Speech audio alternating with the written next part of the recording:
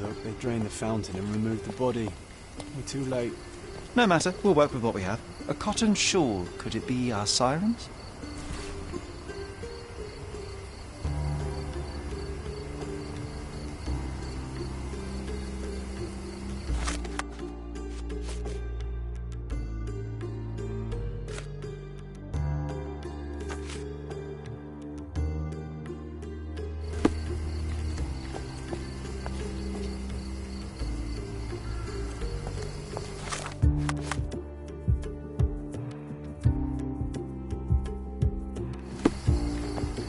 Drowning in a 2 feet deep fountain. I've seen some things, but this really takes the biscuit.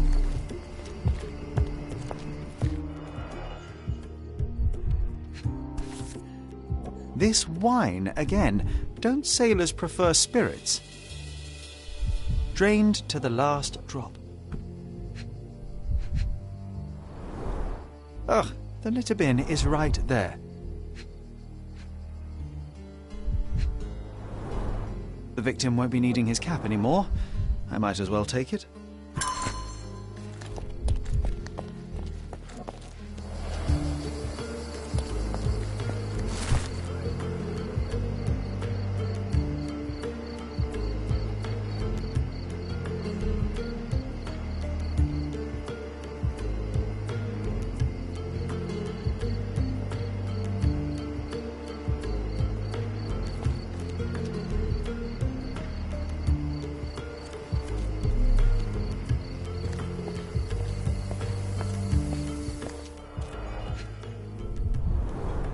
Last week's newspaper, the front page reads, "Sky is the limit, Governor funds Arsenal's second airship."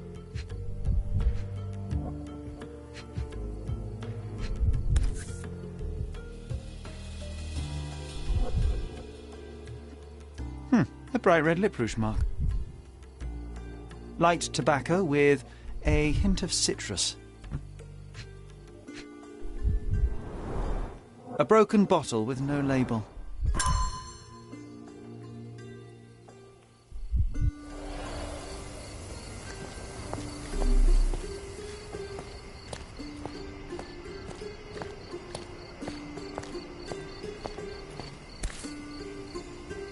A worn leather tobacco pouch, salt-stained from a long time at sea.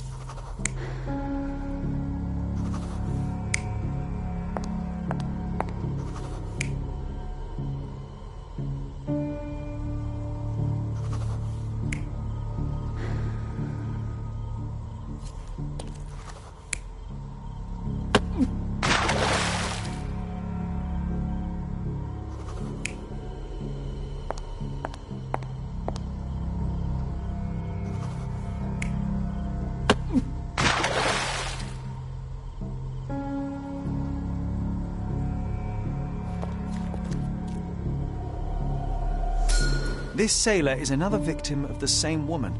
She poisoned him and pushed him into the fountain to make it look like an accident.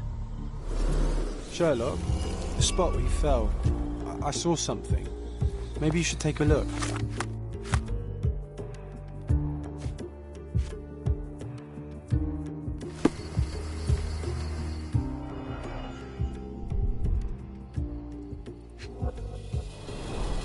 Blimey, the great detective is baffled by a piece of cutlery.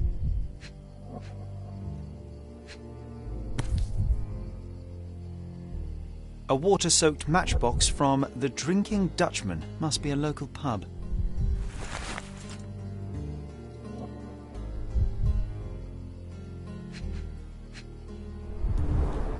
Venetian copper soldi. Authentic, but worthless.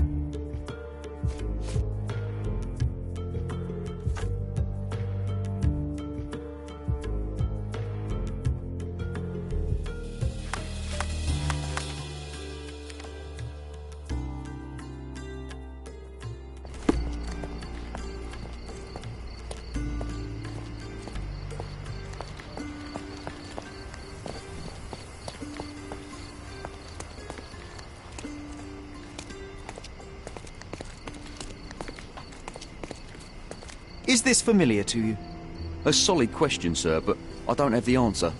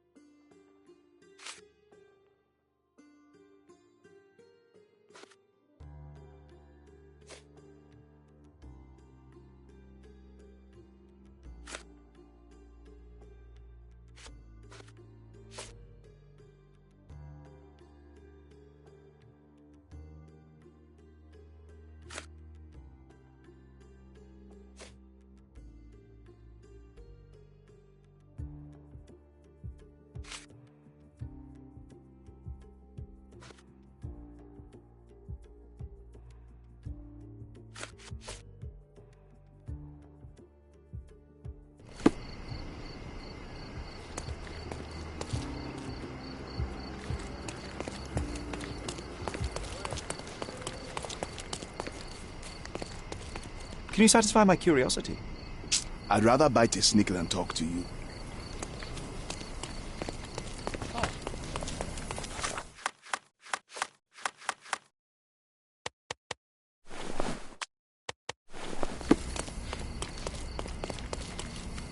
Is this familiar to you? If you ask that again, I'll find where you live and break your windows. You obviously haven't thought this all through. Or are you just annoying these people on purpose?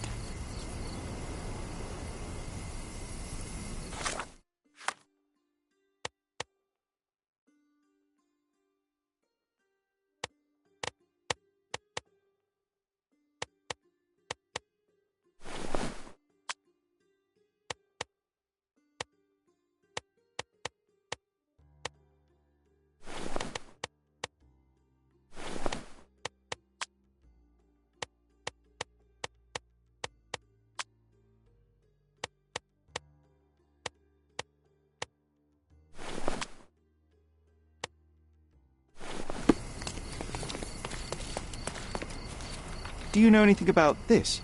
I would like to help a companion in misfortune, but I know nothing about this.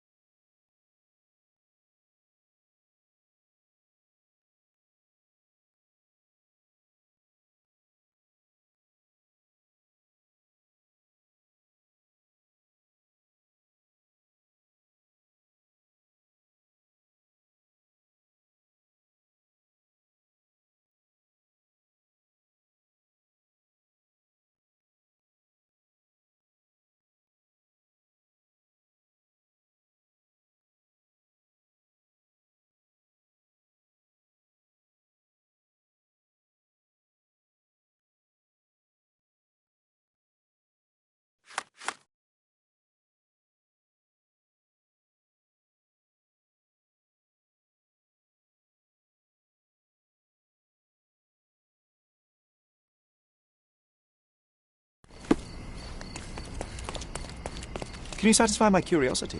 I'm sorry. I don't know anything.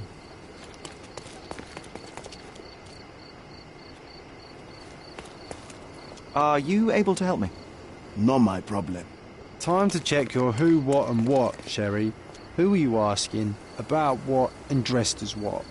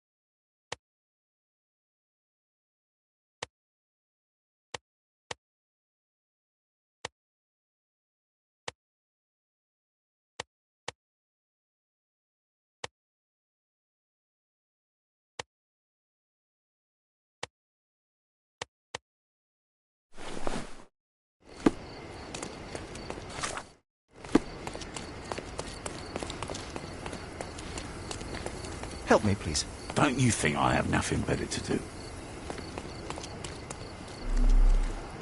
Help me, please. Ah, I know this, yeah. Let me help you.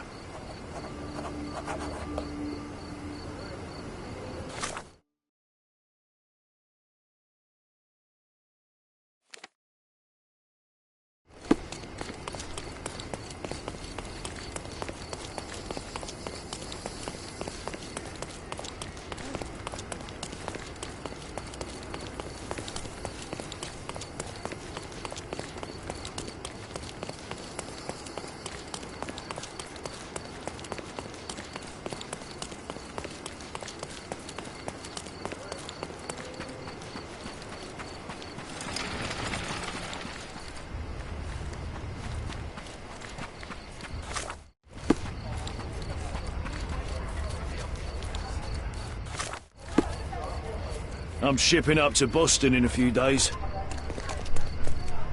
I haven't seen my family in ages.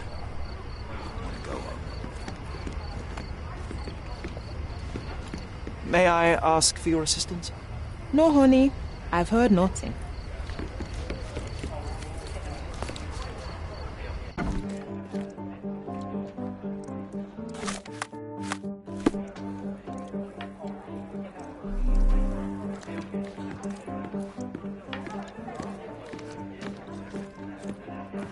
What can I get you, mate? Nah, I'm good. Don't want to end up like that guy who drowned in the fountain after having one too many. Aye, I know the fella. Shame, damn shame. But let me tell ya, it wasn't the drink that got him. 'Twas a curse. Let me guess. It had something to do with the siren? No way, mate. That's just a daft superstition. I'm talking about a real curse here. He was from HMS Achilles. Some British schooner, nothing special. Except one of them Jack Tars shot an albatross. Everyone knows it's bad luck. Everyone. The dimwit brought the curse upon his whole crew. 3 are dead already. Wait, I've heard of only 2 such accidents. Are you saying that another man drowned? Drowned or not, they've all kicked the bucket. Just this morning, another member of the crew was found dead. It's a curse, I'm telling ya. Now we're obliged to find out if it's really a curse. It must indeed be the curse, but how do you know all that? Why, he told me the whole story himself. The victim told you? His crewmate. The one who killed an albatross, Harry Thorne. He's renting a room upstairs. Every day, he gets completely rat-arsed, raving on and on about the bird around his neck. He's sleeping it off right now. But when the blighter wakes up, it'll be the same thing all over again. Do you have a free room? Certainly do. Dirt cheap. Here's the key. Go pick anyone you like.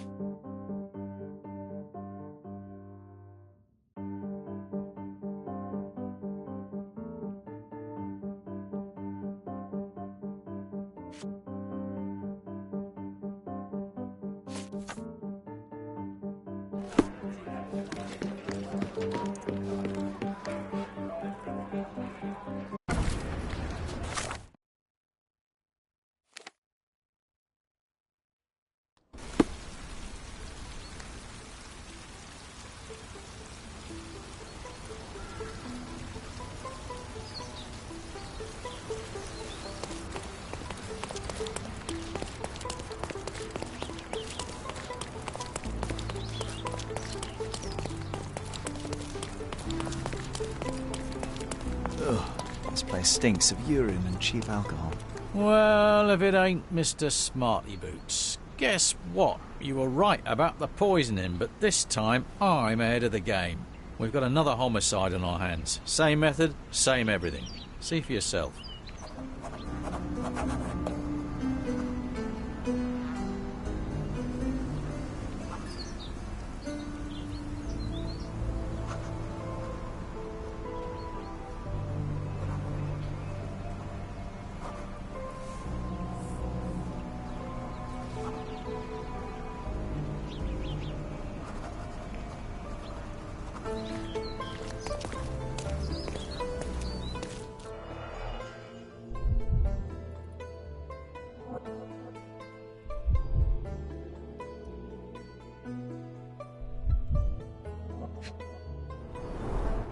sharp, bloody rock stuck deep in the mud. The officer must have rolled the body over. He suffered a head wound. There's caked blood in his hair underneath all the mud.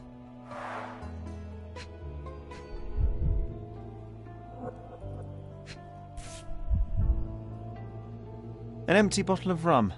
There'd be no sirens.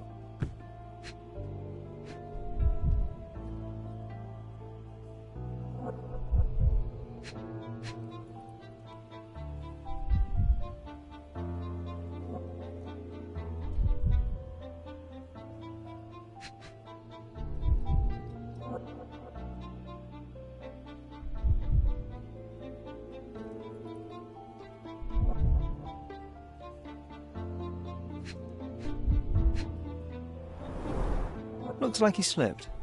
This was clearly an accident.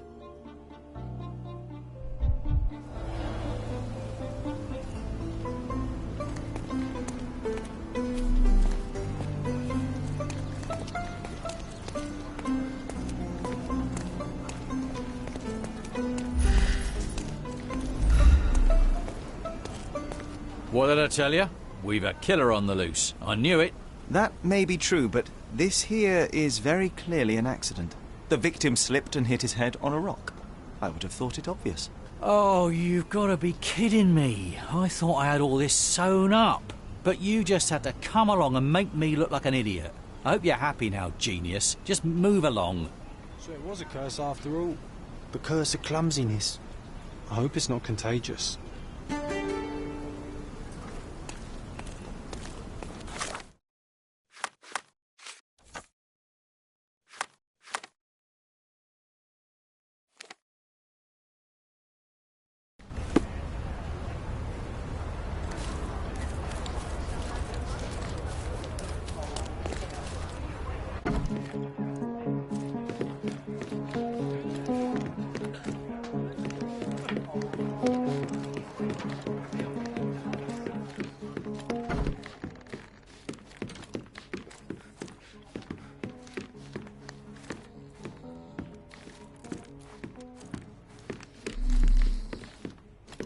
Oh, the smell alone makes me feel groggy.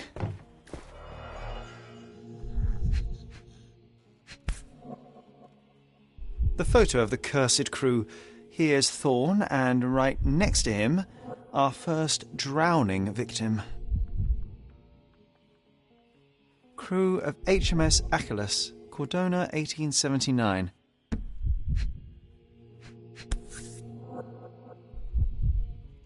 The same as we saw earlier. She's pretty free with her kisses. Perhaps too much for her own good.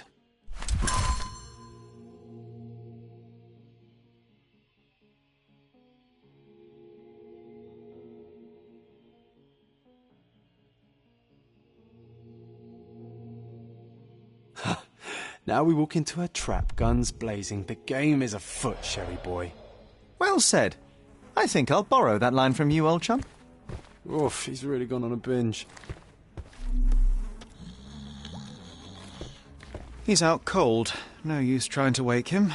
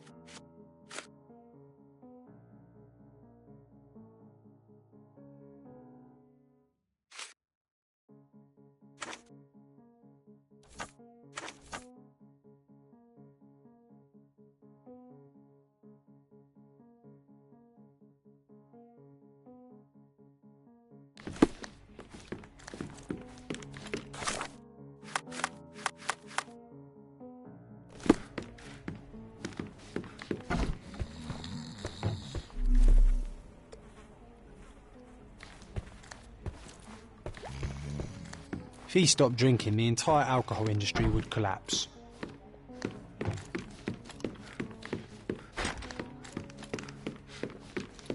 Oh, it smells of stale cigarettes and damp bedsheets. Not exactly the best place to stay in town.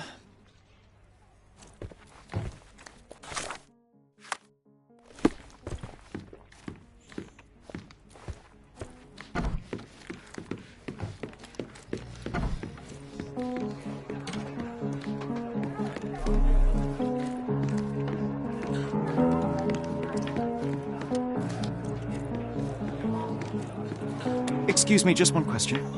Ah, I know this, yeah. Let me help you.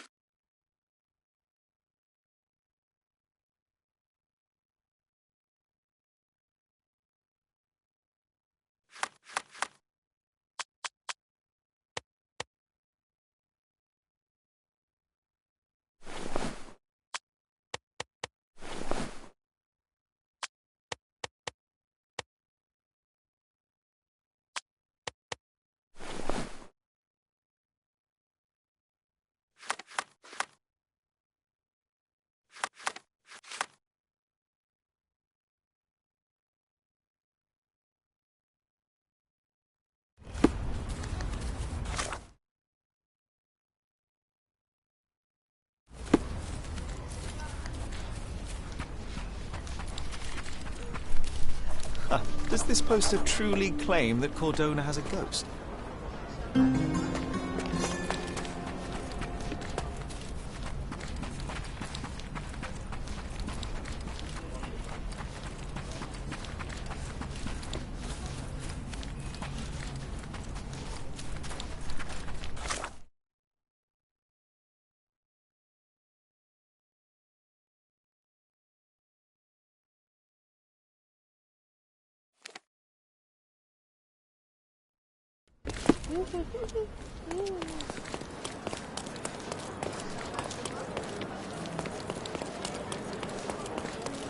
Don't pop. Let's pick something that suits you.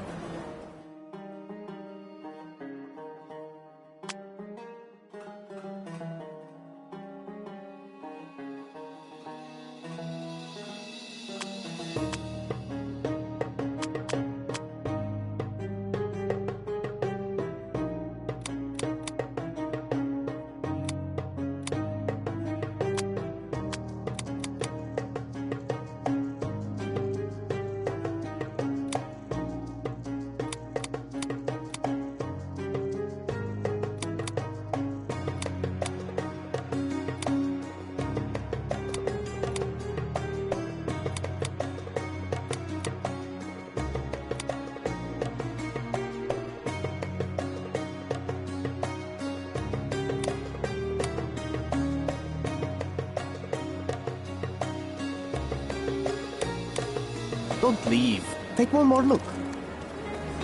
Oriental. Merhaba. It's a good day for a purchase.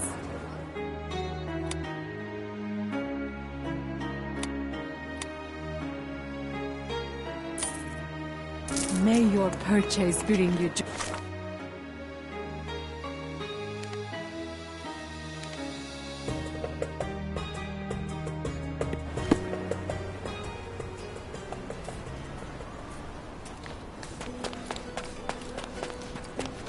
Harry, it's you! I knew you'd come. It's been so long, but you haven't changed a bit. I don't suppose you remember me, do you? You must be Eloisa, yes? I got your letter. Wonderful. No point beating around the bush then. I've missed you, love. I wonder if you still have your prowess. Why don't we go to my place for some wine and something extra? How could I refuse such an offer from a pretty girl like you? Let's go right now. Wonderful. Follow me. It's not far from here. Well, here we are. Make yourself comfortable, love. There's wine on the table. You should have some, loosen you up. Bring out your naughty side. Won't you drink with me? Absolutely. I'll join you in a minute. I just need to powder my nose. All right, then. I'll be waiting for you, pet. Did you just call her pet? Seriously? Boy, you are truly hopeless, Sherlock.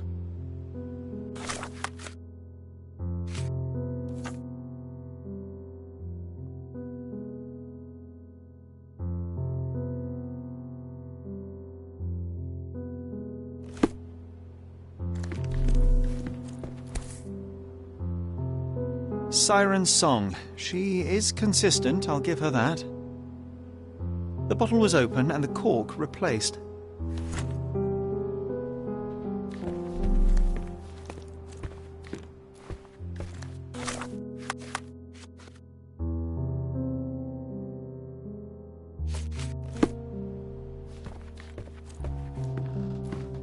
Enjoy your wine, sweetie. I'll be out in a minute.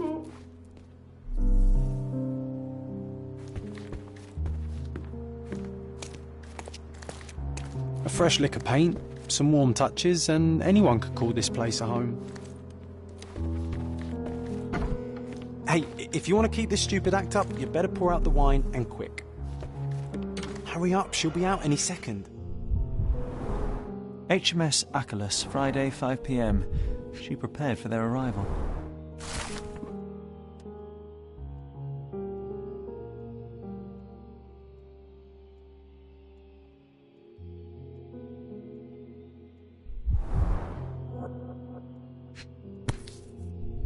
The beloved child of a rich family.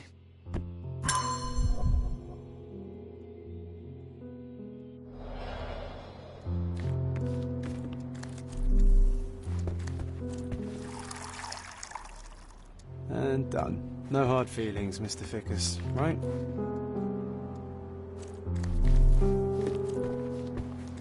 Come on, hurry up.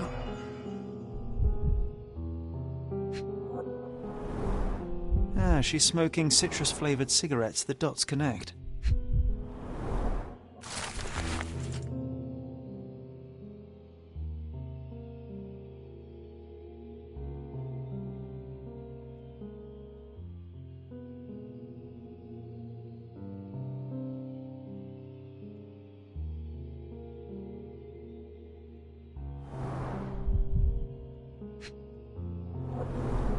This lip rouge looks good on her. Just saying. White powder with a bitter almond-like odour. These are no smelling salts. It's cyanide. Oh, here she comes. Sorry for making you wait, sweetie. I hope the wine has kept you good company.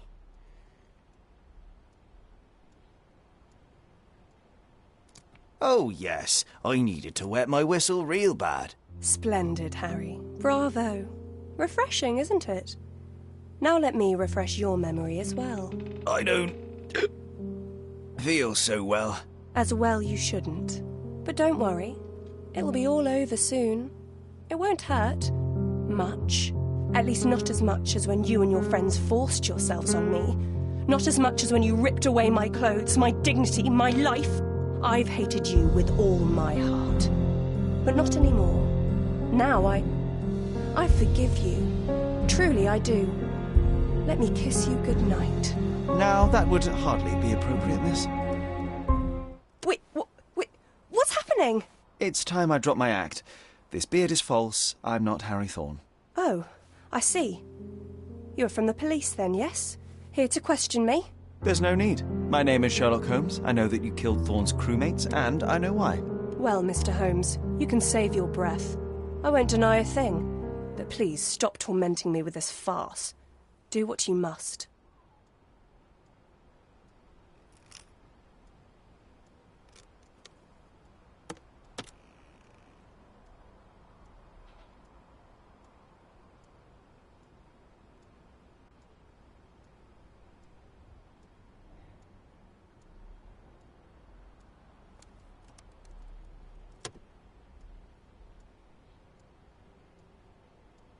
I will keep it a secret, but you do have to stop.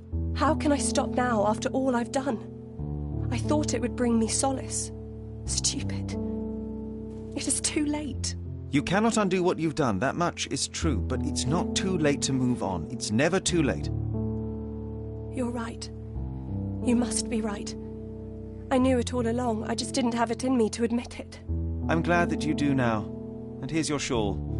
Try not to lose it again.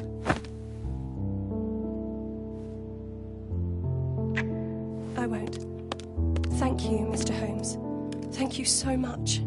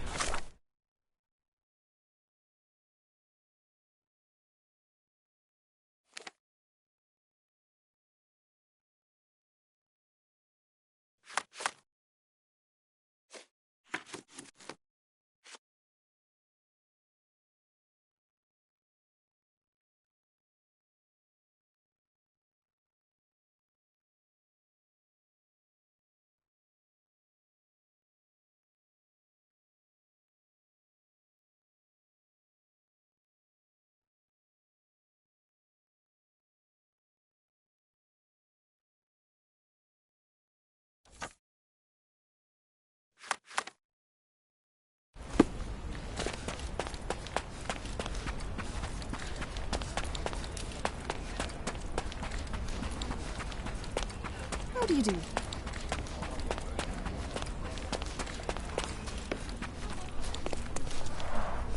Unholy howls keeping you inside at night? Luigi can help. All ghosts gone. Meet on Southern Pier of the Silverton Port. Donations gratefully accepted. This town loves the supernatural, but all I see is another scam to disprove. The world shrivels under a skeptic's eye. That's why you're so sullen, Sherry. You leave no room for delight in the magical. I delight in making the unknown known.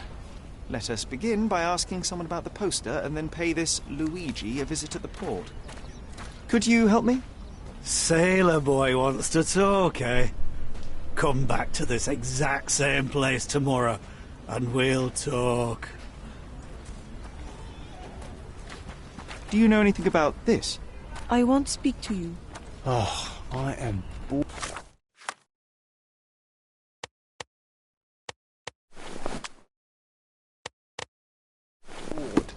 Call me when you find the answer. Are you able to help me? You're asking the wrong woman. Are you able to help me? Men like me don't like to be bothered by strangers. This isn't working. You might need a different tack. Oh. Could you help me? Sorry, I can't help you. Is this familiar to you? We should stick together, especially in times like this. I'll tell you everything I know.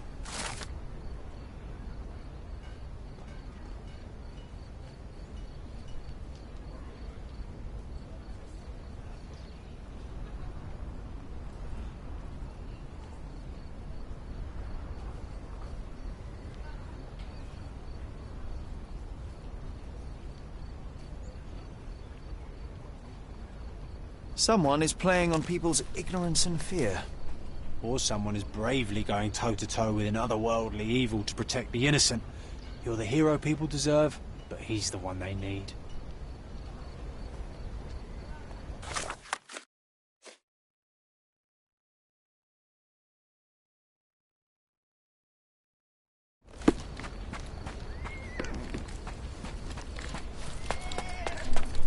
May I ask you something? In my profession, it's important to keep secrets. So sorry, I can't help. Help me, please. I don't think anyone here knows the answer. You should ask someone else. You obviously haven't thought this all through. Or are you just annoying these people on purpose? Help me, please. You're asking the wrong woman. Are you able to help me? No, I don't think I can help you. Everyone's looking at us. May I ask you something? You sure you You'd know do what better you're to hide doing? yourself at home and do not ask anybody such questions. Is this familiar to you? Interesting. But I've never heard of it. Everyone's looking at us, Sheriff. You sure you know what you're doing? Excuse me, just one question. Stay away from me and from people like me too, or you'll regret it.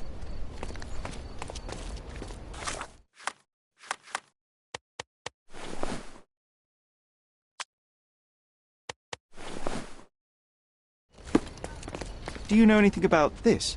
No, brother, I've never heard of this. Time to check your who.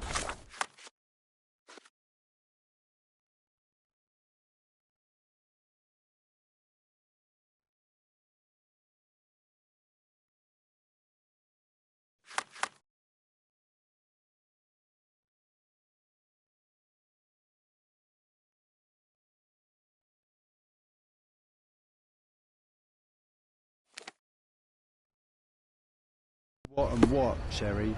Who are you asking? About what and dressed as what?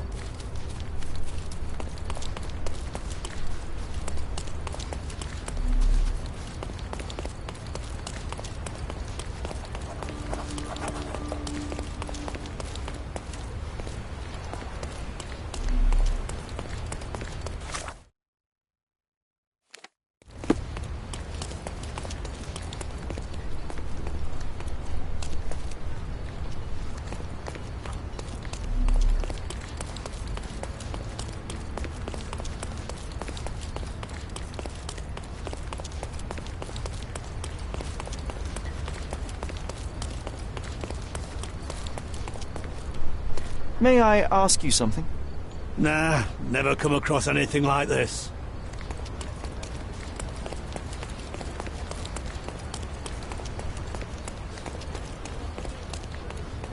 Are you able to help me? I don't answer questions by your sort. Oh, I am bored. Call me when you...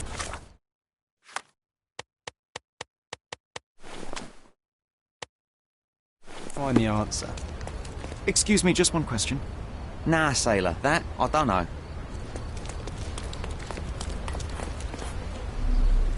Help me, please.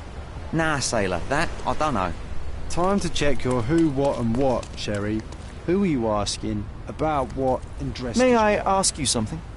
Nah, sailor, that I don't know. Is this familiar to you? I wish I could help you, sailor. Oh, I am...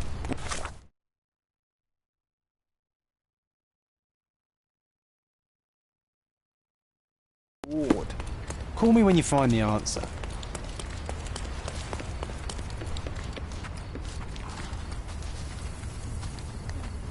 Could you help me? I don't know, but I'm sure there are others who'd be glad to help a fella in uniform.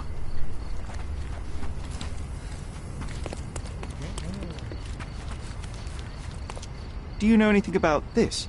I can't help you with this. Time...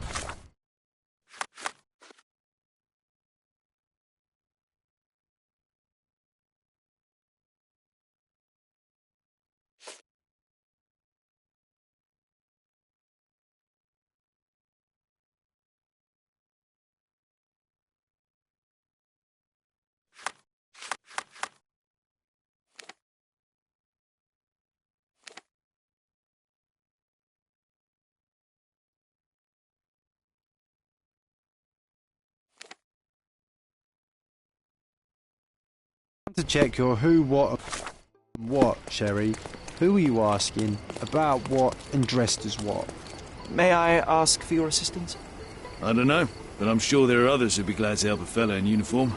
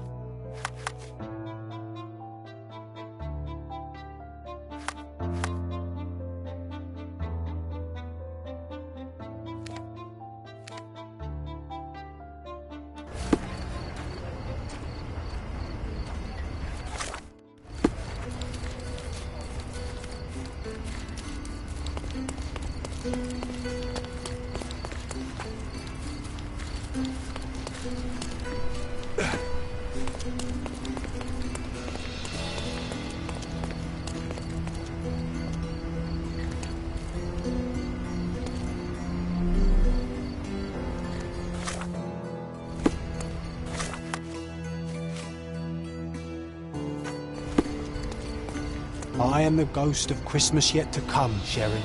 I see that you'll spend it all alone.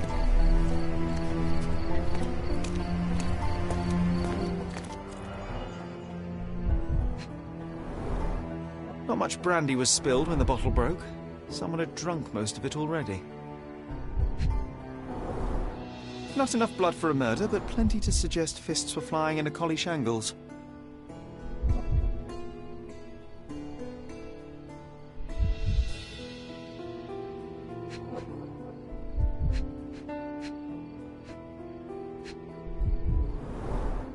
I wonder if Luigi made it himself.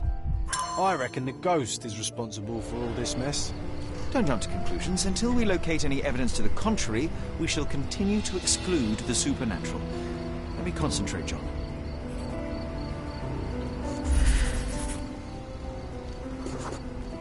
The ghost hunter's stand was here. Someone stormed up angrily. Let me take it from here. It was the ghost of Cordona, a horrific being, formless, with evil eyes and glassy skin that shimmered like a nebula. It lurched towards its foe.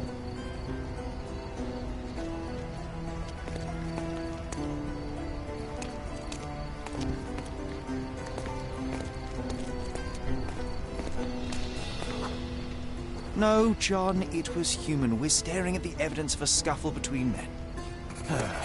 A little imagination never hurt anybody. If a mark realizes they've been had, that the fear was baseless, the money defrauded, they will likely return to voice their displeasure.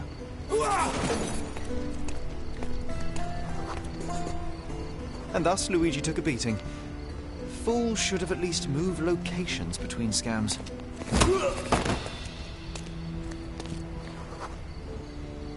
After the attack, he fled bloodied and bruised.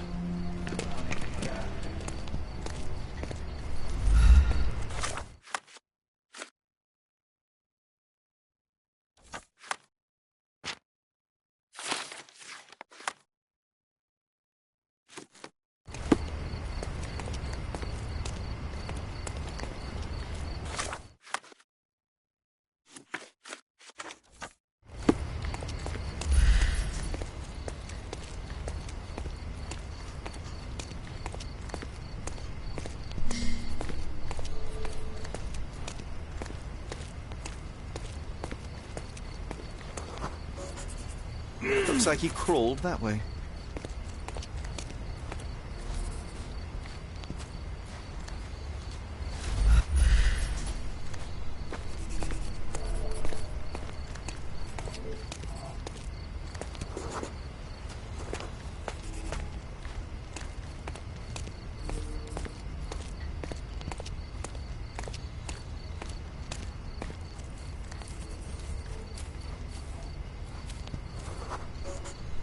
The empty bottle suggested intoxication. This vomit confirms it. Well, if you were tailing supernatural creatures for a living, wouldn't you start drinking? Thanks to you, I am often forced to tail the supernatural, and yet I'm still sober. Mostly. There's a bottle missing. After expelling all the alcohol from his stomach, it seemed he was compelled to replenish it. Perhaps because booze eases the pain of his lonely and dangerous life as a ghost hunter. You need to stop reading the Penny Dreadfuls.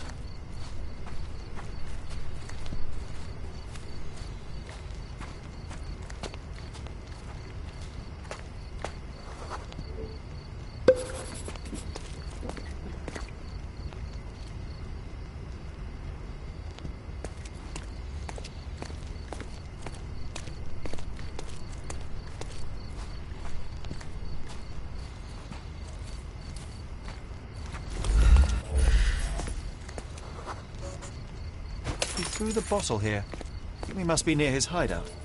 Maybe we just leave, Sherry. There is no need to disturb the Looks like an ghost appropriate hunter home for a peace. ghost hunter. I have a bad feeling about this.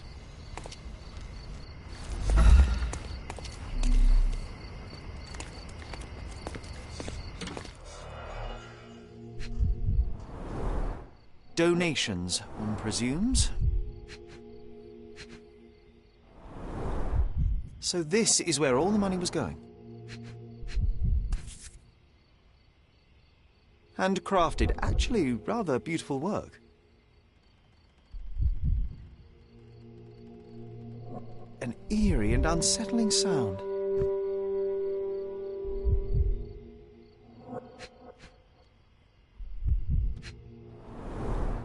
The painter definitely has an aesthetic. So you see, John, nothing supernatural, just a drunken lowlife fooling superstitious sailors for a living. You can't argue with the truth. The truth will out no matter what one does. You can embellish it all you like, but you're just delaying the inevitable. Well, he can delay it no more. After what happened at the port, this scam won't work again.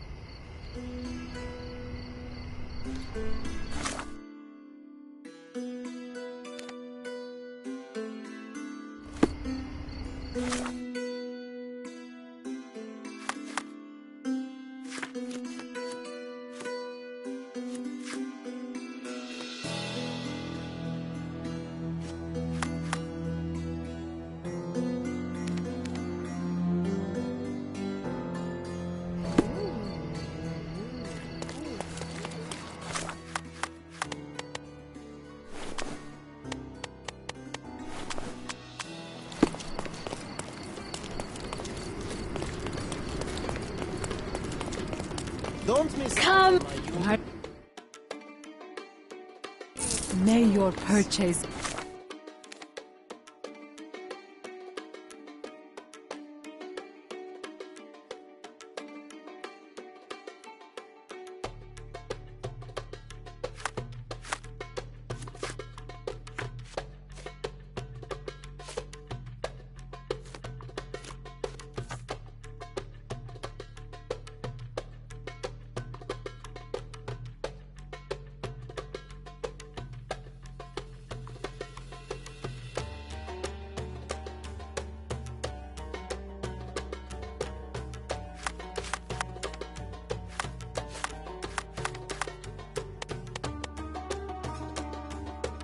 bring you joy.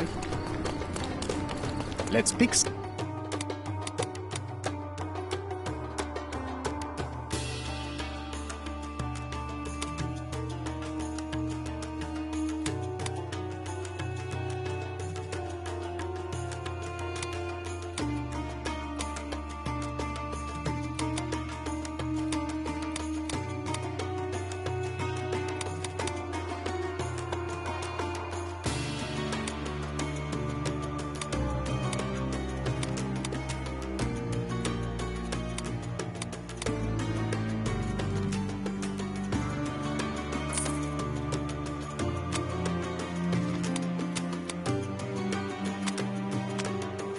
A good choice.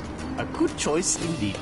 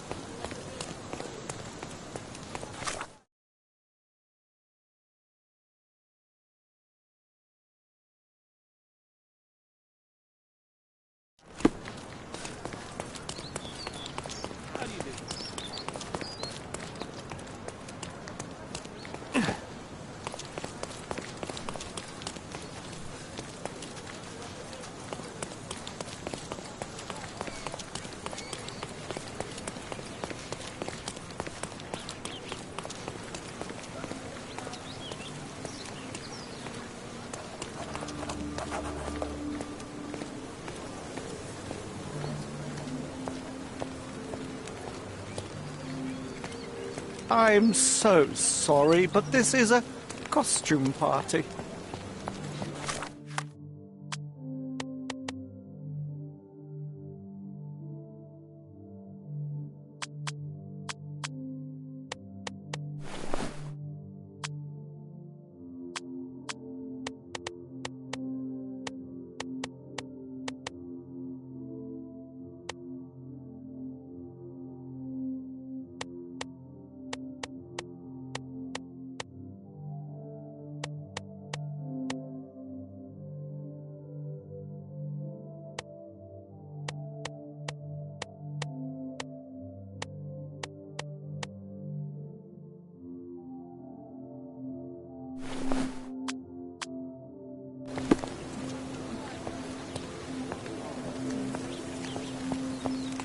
Welcome, sir.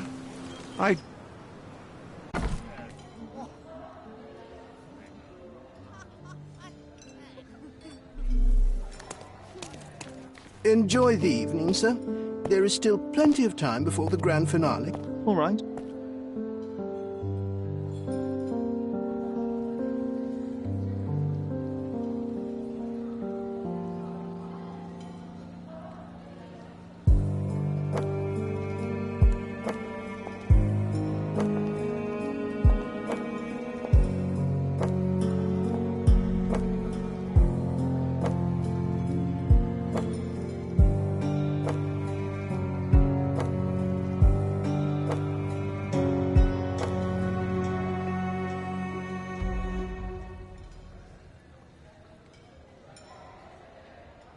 What if I write an article about these people here?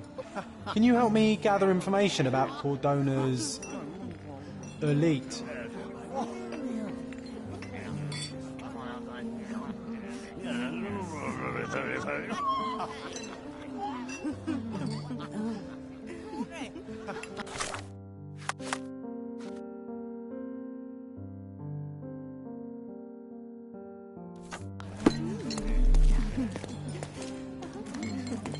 Help me, please.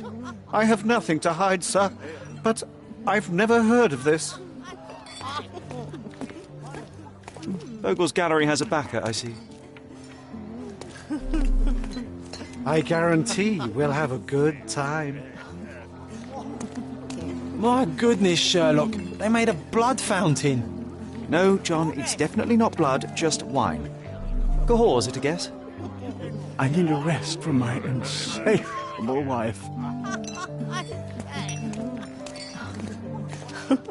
My husband thinks I am playing bridge here.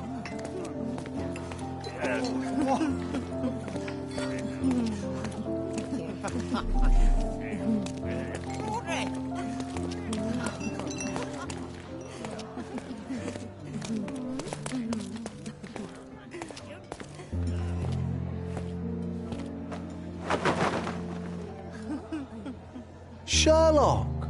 Friend! I wasn't sure you'd come.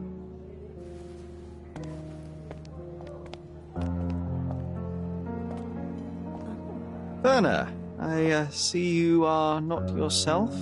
The more time you spend here in Cordona, the more I feel it my duty to bring you into our world and show you all we have to offer. And what is on offer today? Pleasure, indulgence, relief, and relaxation. You've earned some time for yourself, have you not? Those who know me would say I'm incapable of it. Nonsense. I refuse to believe there is anyone permitted to know Sherlock Holmes. Huh. You may be right. Then free yourself from inhibition and expectation.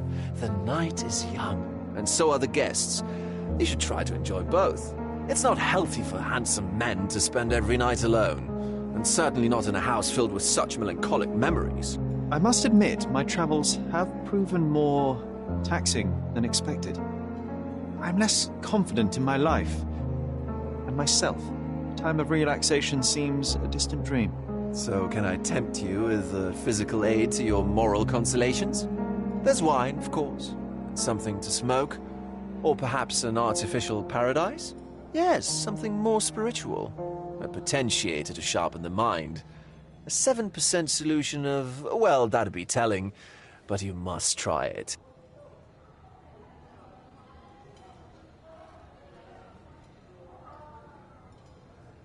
My mind already operates at a far higher level than most. I struggle to believe anything could improve it. My ultimate duty is to provide the world with truth, and I do that perfectly well as is. Duty? You've never cared about that before. Of course I do. Exposing a lie, revealing a fact, that is a moral responsibility. That's not morality. Morals are what happens afterwards when truth collides with consequence. Do you ever follow up on cases you solved? Do you ever see what happened next? Visit the victims? Ensure justice is served in the courts? And how do you choose where to direct your attention? Are there not deserving causes to which your brilliance could be applied but isn't? You ascribe me more power than I possess. I have a narrow skill set and work within that mandate. What occurs afterward is irrelevant. With every action or inaction, you place a finger on the scales of morality. Many in the city would see you as abdicating a responsibility. I haven't. Not me, of course. Morality is subjective, just like truth. There is little to be gained from indulging in it, and far better things to indulge in. Now I must insist on easing any burdens I've placed upon your shoulders. Show yourself a kindness, and try this rather delectable concoction.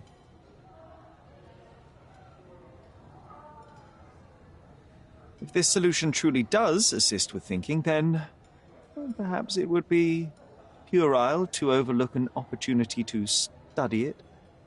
I'll take it with me. Yes, Sherlock. Very good. And now, our evening begins in earnest. I just remembered. I'm sorry, Sherlock. My mind's delightfully impaired. Please take this key. It opens the altar room, past the library. Pardon? Altar room? What now, Werner? Go quickly and find our Fabio. Only you can make him talk. I'll join you in a minute.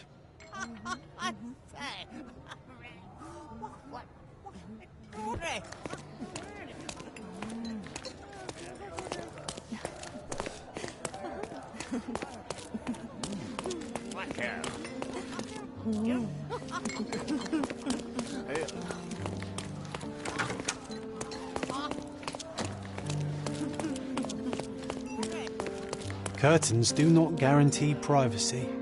And you still need a crack, despite being ethereal.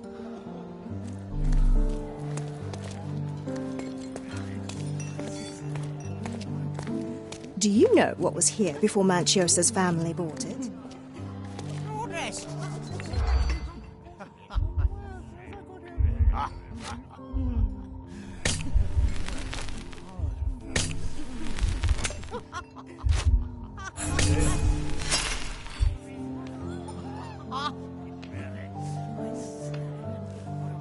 Do you know what was here?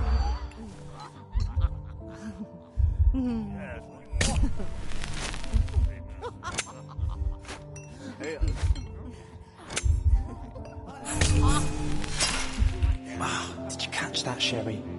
I didn't. Better listen more closely. Do you know what was here?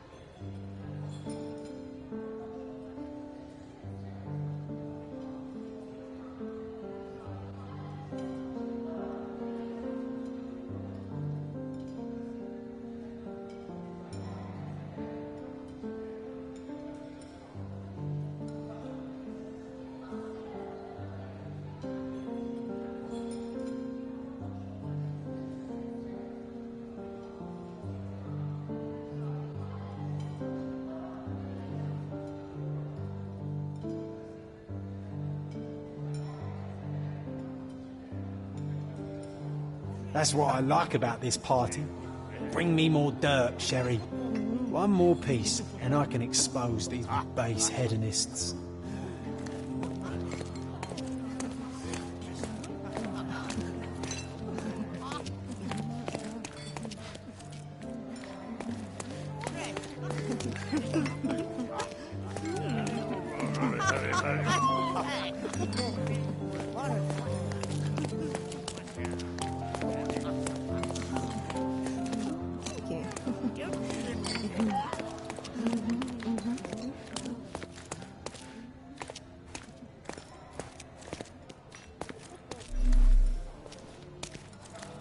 Honey, you feeling lonely? I'll be your friend. Manchio's had to enforce the masks after the scandal.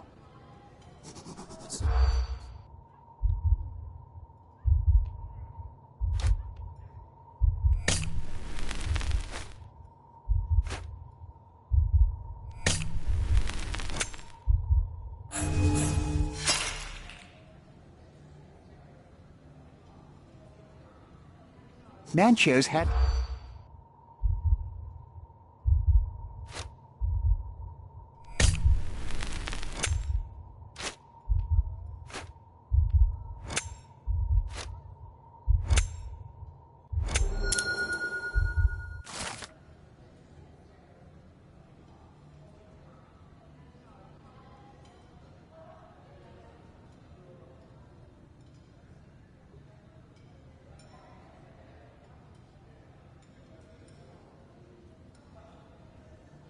I'll pin them down with this scoop.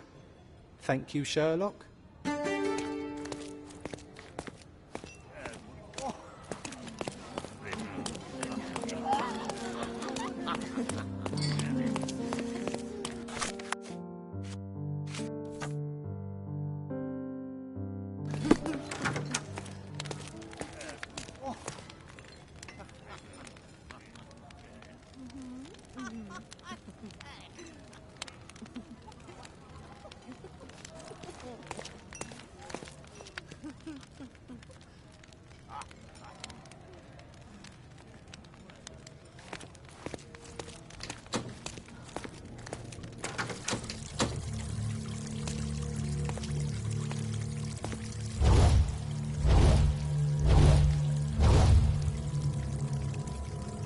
My God.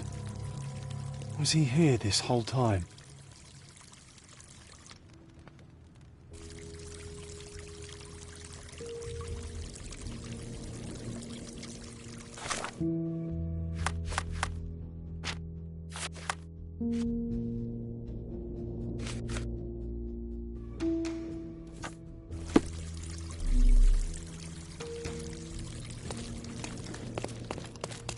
The herbs here are Salvia divinorum.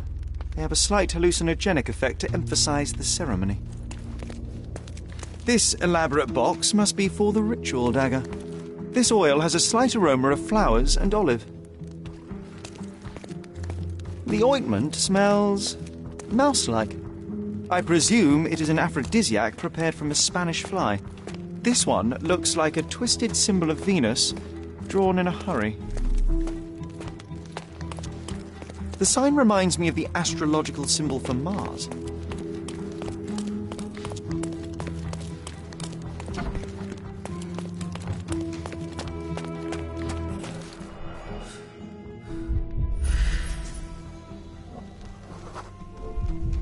This crude tattoo partially covers as slave branding.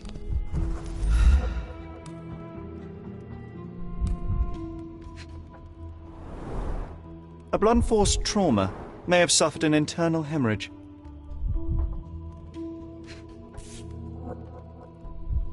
This golden handle has a bloodstain on it. The dagger is heavy and sharp, but lacks balance.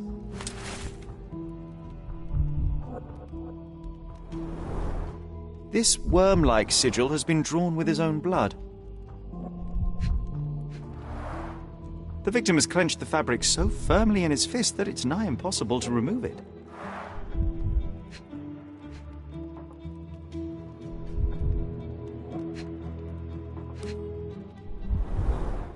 The wound is deep. A precise strike reached the heart. He died right here.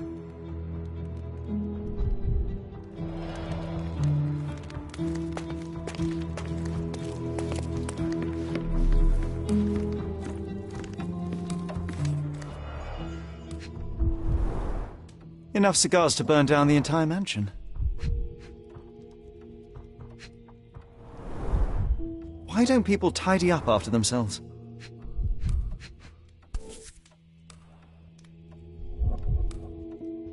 Blood. A sturdy bottle met a not-so-sturdy human. It didn't break only because it was unopened.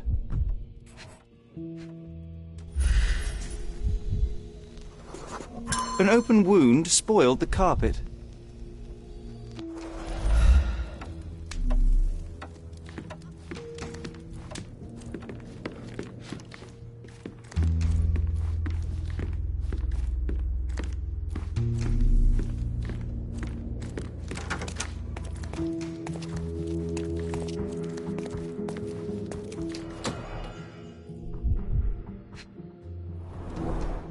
The pitcher is empty, but with puddles around it.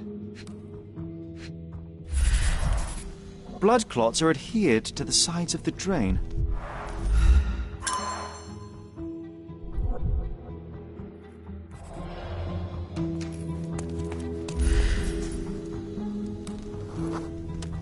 Identical to the robes the guests are wearing.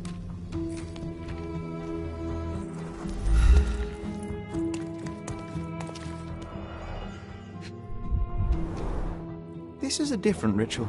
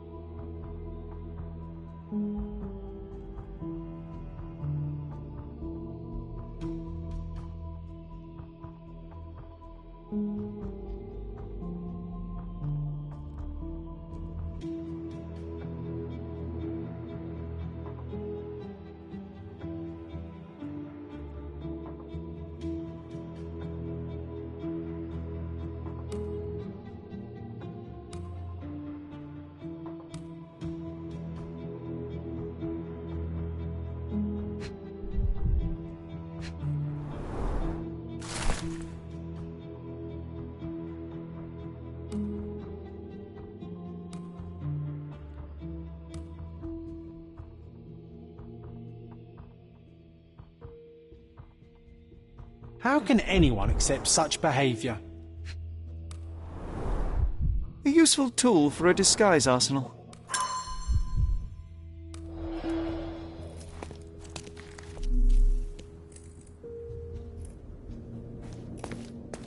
Props, decorations, and tools for a more detailed set.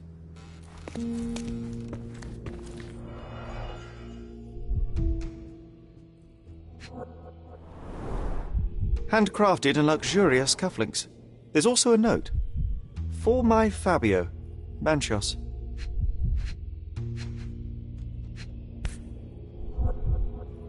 The key is similar to the one that Vogel gave me. The capital F on the key fob might refer to Fabio.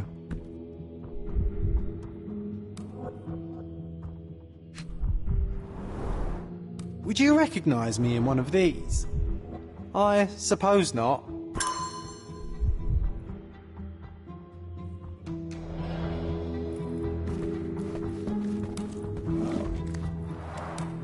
Similar to the guests' robes, apart from the bloodstains.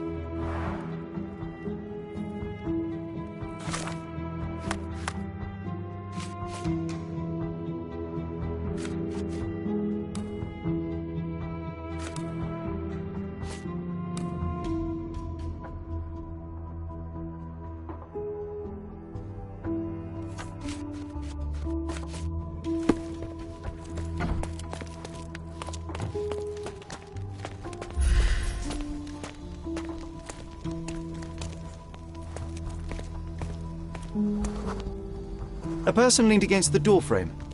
They left a smudged trail of blood. A bloody handprint on an armchair. The wounded person was here for some time. There appear to be no further traces leading to the altar.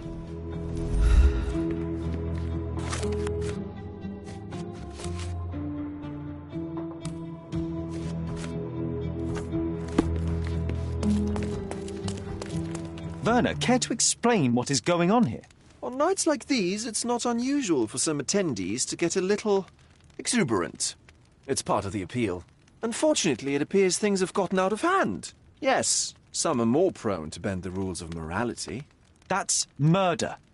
I doubt there's anything left to bend. Why did you not tell me immediately? We were chatting about trivial matters for some time. If I'm completely honest, Sherlock, I've consumed a rather potent cocktail of substances. My attention slips and drifts. But I'm glad I thought to call for you. You sent me a disguise. Oh dear, did I? Well, since I found the body, Mr. Manchios has agreed that you can investigate the matter. I promise my mind will behave itself going forward. All right. Pull yourself together, Werner.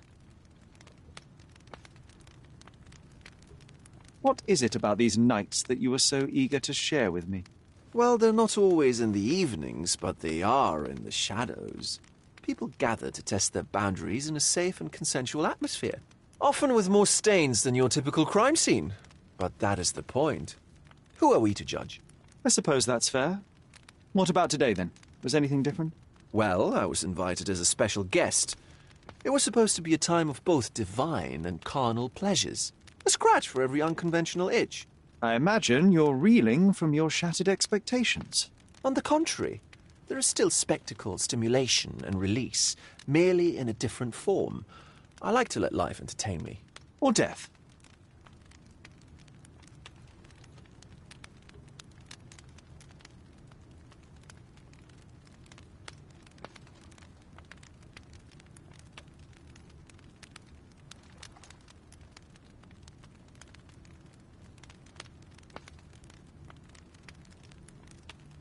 Mr. Manchios is the owner of the manor, yes?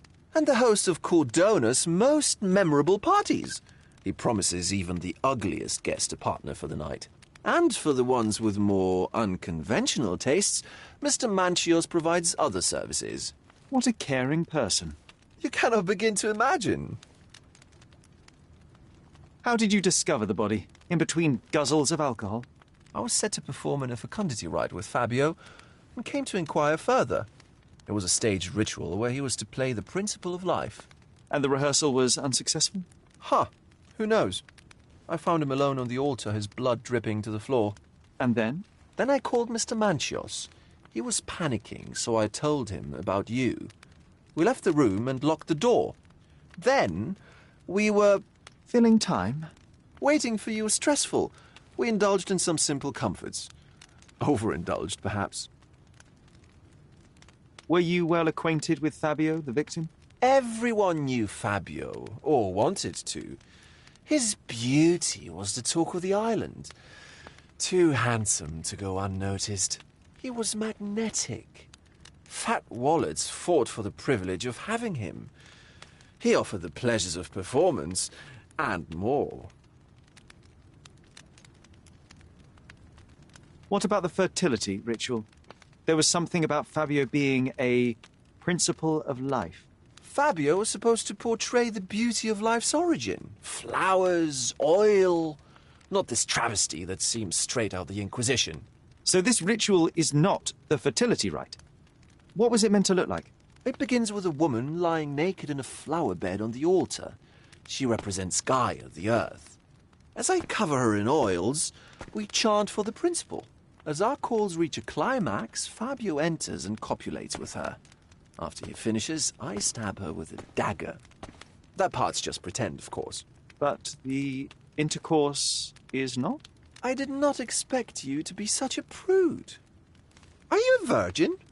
It is nothing to be ashamed of, but it would explain the colour of your cheeks. The fertility rite marks the start of our festivities. The principle of life is beautiful, intimate, essential. It must not be stopped. Yet it appears that someone did stop it. What about the naked woman? Can you tell me anything about her? Oh, yes, Matista. She's one of Fabio's compatriots and a performer, too.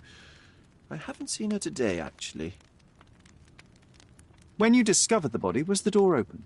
No, it was locked. Oh, that reminds me. It's a minor detail, but the first time I came to speak to Fabio, I left without entering, having been unable to open the door. You didn't have the key? No, I had it. Don't look at me like that. I was mostly sober. I suspect there was a key in the other side of the door, blocking the lock. That detail may very well be major, Werner. Well done. So you returned later only to find the lock was not blocked? Correct. After an hour had passed, I tried again and was able to unlock the door. That's when I discovered poor, handsome Fabio. The police remain unaware of this tragic event? Some of them may be hiding behind their masks. They conceal many things. But we didn't want the authorities to create more problems. Besides, after a few cocktails, their incompetence will have soared to new heights. How do you know I even want the case? I promised you relaxation. If there's one thing I know about you, Sherlock, it's that nothing soothes you more than a good mystery. So, Sherry, do you have any ideas about the case? Perhaps. I think I can deduce what happened here.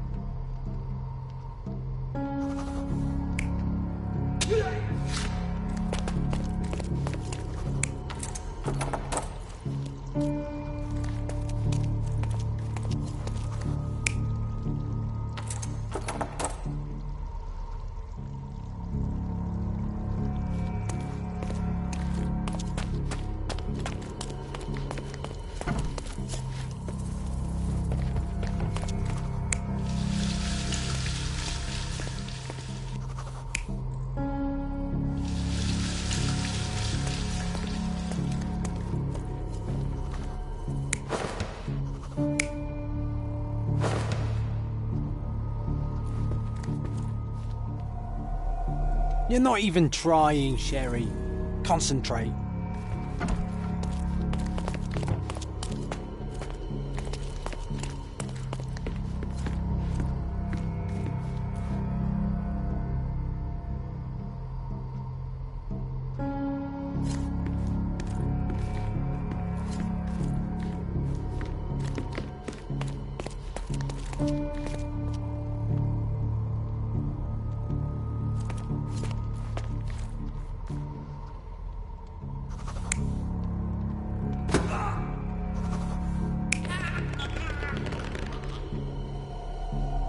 You're not even trying, Sherry. Concentrate.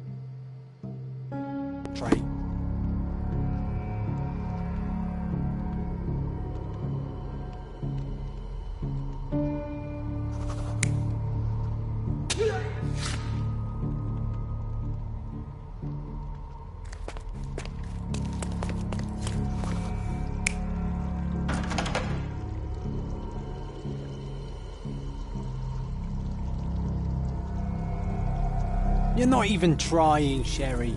Concentrate.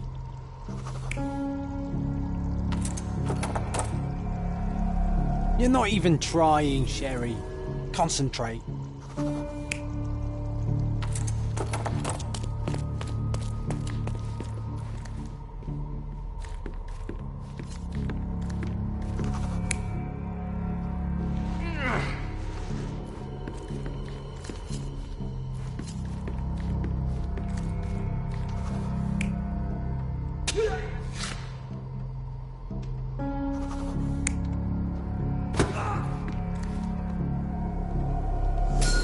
The bottle was used as a weapon during a scuffle in the smoking lounge.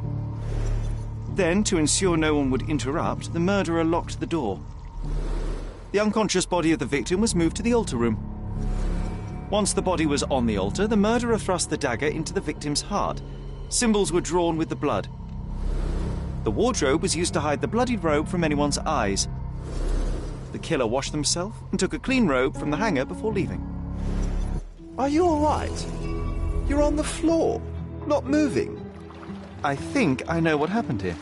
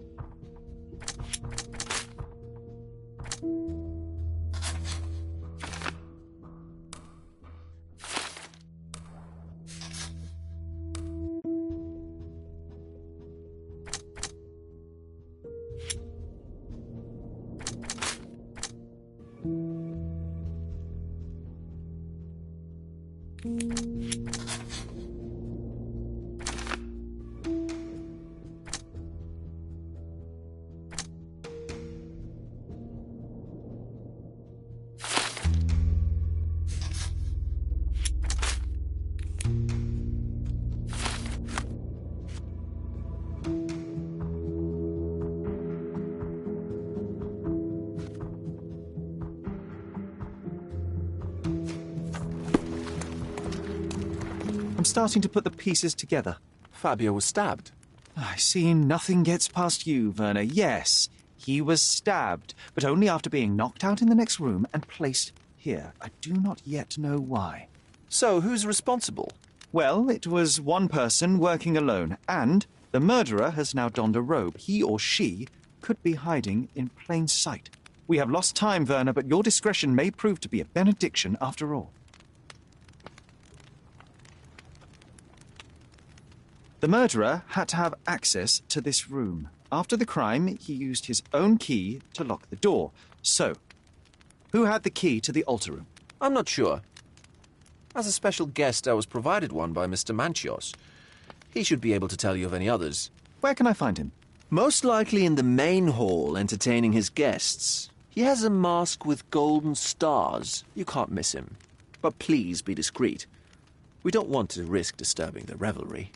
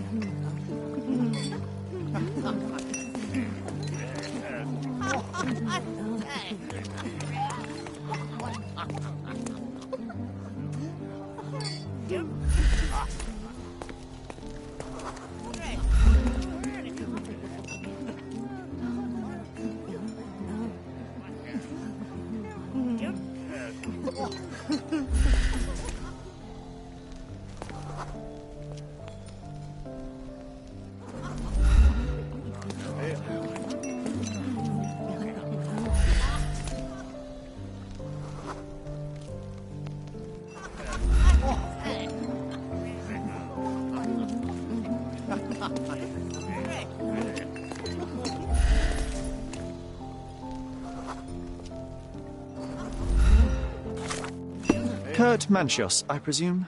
I'm Sherlock Holmes. Oh, you must be the one Werner told me about. What a sweet voice you have. It must belong to a handsome young man. Can I call you Sherlock? As you wish, Mr. Manchios. Mr. Vogel asked me to help you.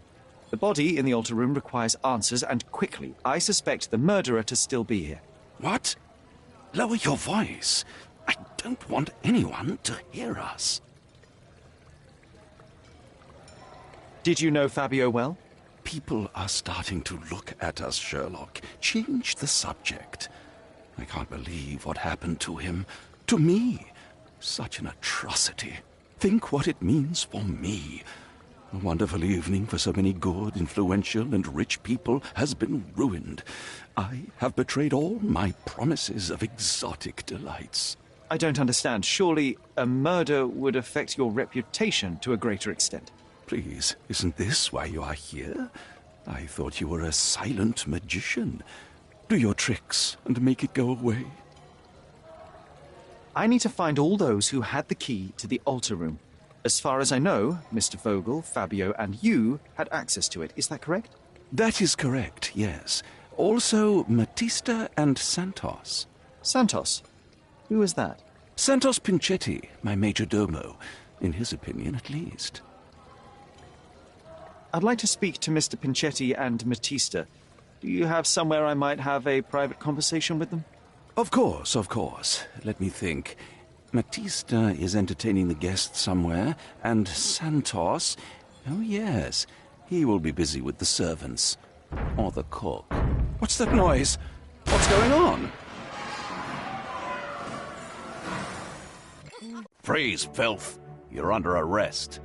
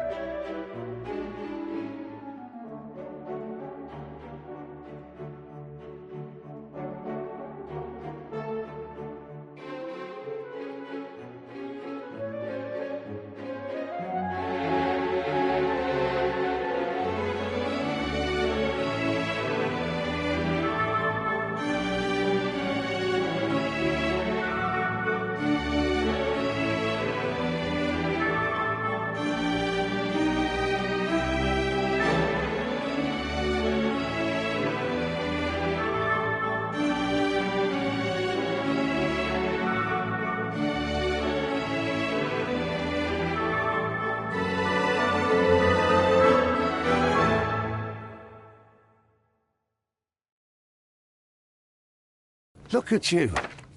Committed a crime, and now I have to free you, kiss your hand and apologise for the inconvenience. I did tell you that Mr. Vogel and I were innocent. I emphasised it in my statement. Your statement? Thanks to some bigwigs who work for the so-called good of the country by releasing fleas like you. Thank God we have Vogel in his letter. Once I get to that goldfish, I'll... Bigwig? Oh, my wretched brother Mycroft and his long nose. Wait, did you say Mycroft? Mycroft Holmes? Are you the youngest son of Violet Holmes, rest her soul? You knew my mother? Not personally, no. Not exactly. I was working on the paperwork for that case. Would you happen to remember anything of the events?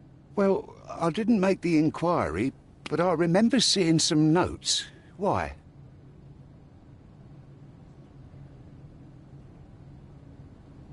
Perhaps we can negotiate. I could be quite useful. Huh. Got you hooked, right? You know what? Stark and the others think they're the smartest here, thanks to you. Let me get this straight. Are you listening to me, lad? I'm all ears. Take this case. Report to me only, to Constable Harvey Oswald. I'll leave everything I have on this table. Find the murderer. Be a real copper.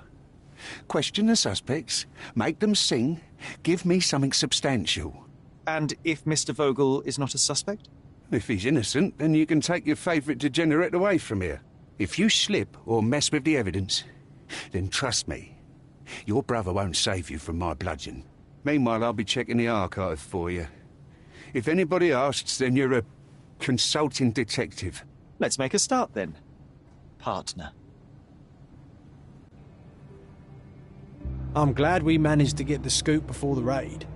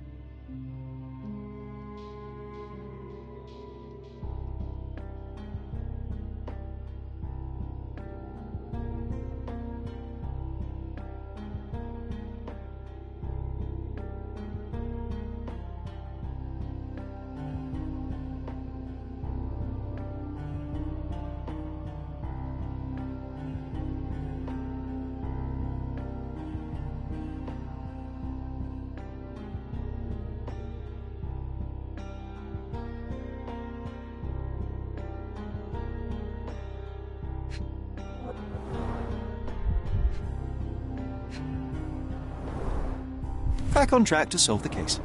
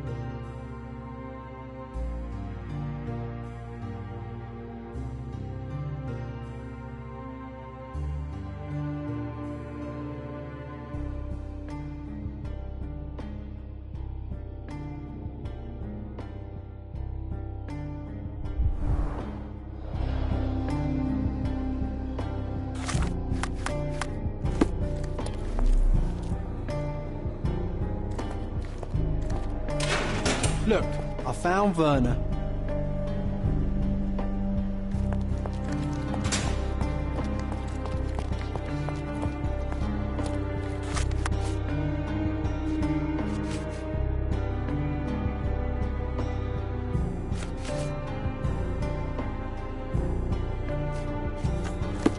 Werner, are you all right? Oh, yes. Everything's fine. In fact, it's something of a family reunion. My brother spent quite some time in this place himself. You should not be here. I told the police everything I knew, but they refused to let you go. They require proof to free you. Ha! What did you expect? The mighty Sherlock Holmes swans in, tells the officers what to think, and the world obeys? Of course not. Anyway, I struck a deal with the constable, and I've got a free hand in the investigation. I find proof to solve the case for him. He obtains files about my mother's death for me. Well done. If one has the power or will and can act, then one must. I wonder, suppose you couldn't get the proof to your truth. Would you tell a lie to the guard that enabled my freedom, knowing my innocence? Would that not be just?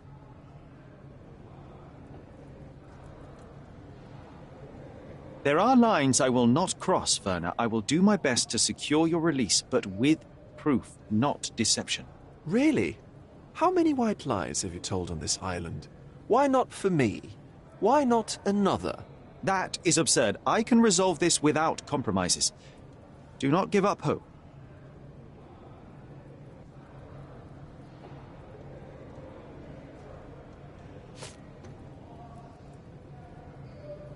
I have learned who told the police about the crime. It was Santos Pinchetti.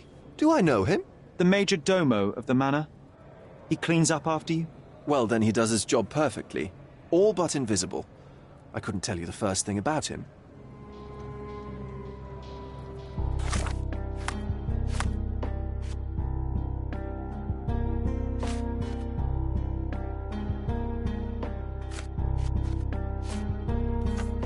I know you can untangle this mess.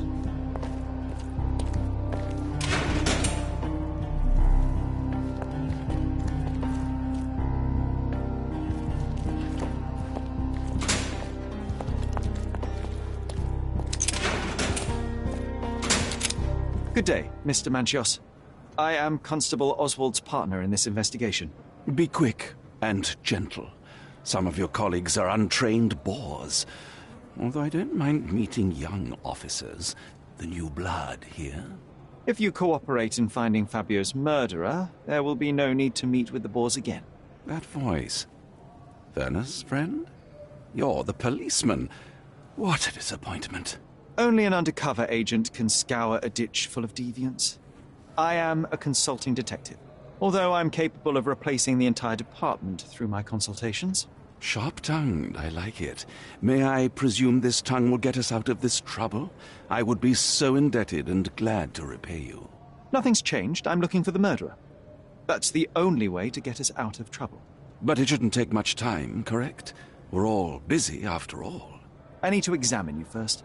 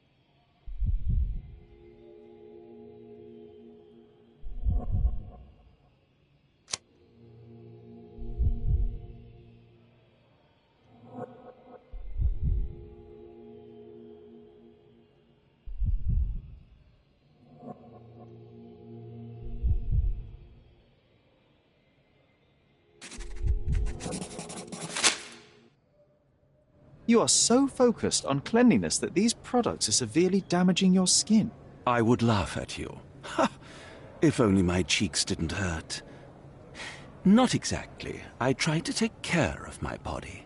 A young man who has yet to confront his own aging couldn't hope to understand. These chemicals are quite literally melting your face. Ah, the price of beauty. I'll be fine. I'm sure of it. Such a methodical man who cares for his body but misses the soap under his fingernails. Are you so impatient, or perhaps even impulsive? I wouldn't call myself that. Silly little details. If I missed it, it wasn't important. Or rather, it was less important than who or what I was focused on.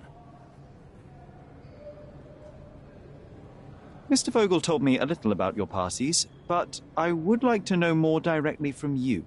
I'm all yours, Sherlock. You have me arrested and locked here, with you alone. I'd like to know who you usually invite to your parties. Free minds who are able to leave reality for an evening, who can taste forbidden fruit without prejudice. There is nothing that quite spices up life like these parties, assuming one is old enough and has worked many years for the good of one's country. All true labourers, I see. Why did you invite Mr. Vogel as your special guest? He's a pretty fellow. He's capable of surprising the public. He has a talent for saying words that no one else would wish to either say or hear. I suppose I can't argue with that. He is a free addition to the eccentricity of the party, which is fine by me, as long as it enhances my party. What was Fabio like? His personality, his habits? Anything you can tell me? He was the brightest star of my parties. Young, magnetic, and full of energy. I don't even want to mention his beauty. Otherwise, I'll be sobbing. An expensive champion, I imagine. His performances were flawless. He deserved his payment. Do you think he was murdered because of money? Possibly. What about the other guests? Were they used to opening their wallets as well? I wouldn't restrict my guests from anything. I'm sure Fabio received a few coins from others for his services.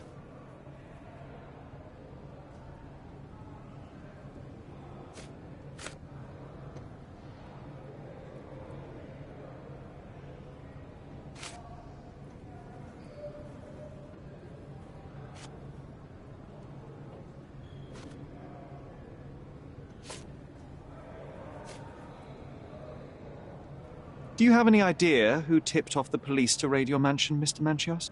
Of course. It was you. I could even say you Sherlocked me in here. A good guess, but the wrong one. The fellow who did that was Mr. Pinchetti, your major domo. What? Santos? But how could he even know? If he's not the murderer himself. The ungrateful swine. He has dared to besmirch my reputation. Not a very eloquent choice of words. What should I call him then, since he's a snitch? Make him talk, Sherlock. I'm quite certain he knows more about the murder than he has told the police.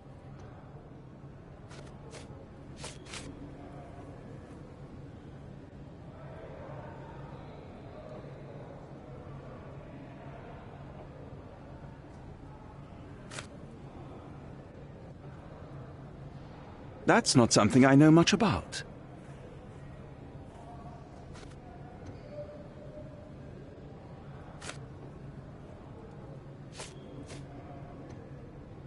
You'd better ask someone else. You bought an expensive pair of cufflinks for Fabio.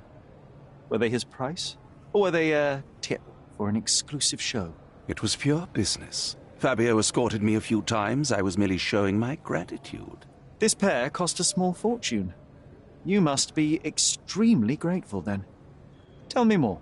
You've thrust a knife in an exposed nerve, Sherlock.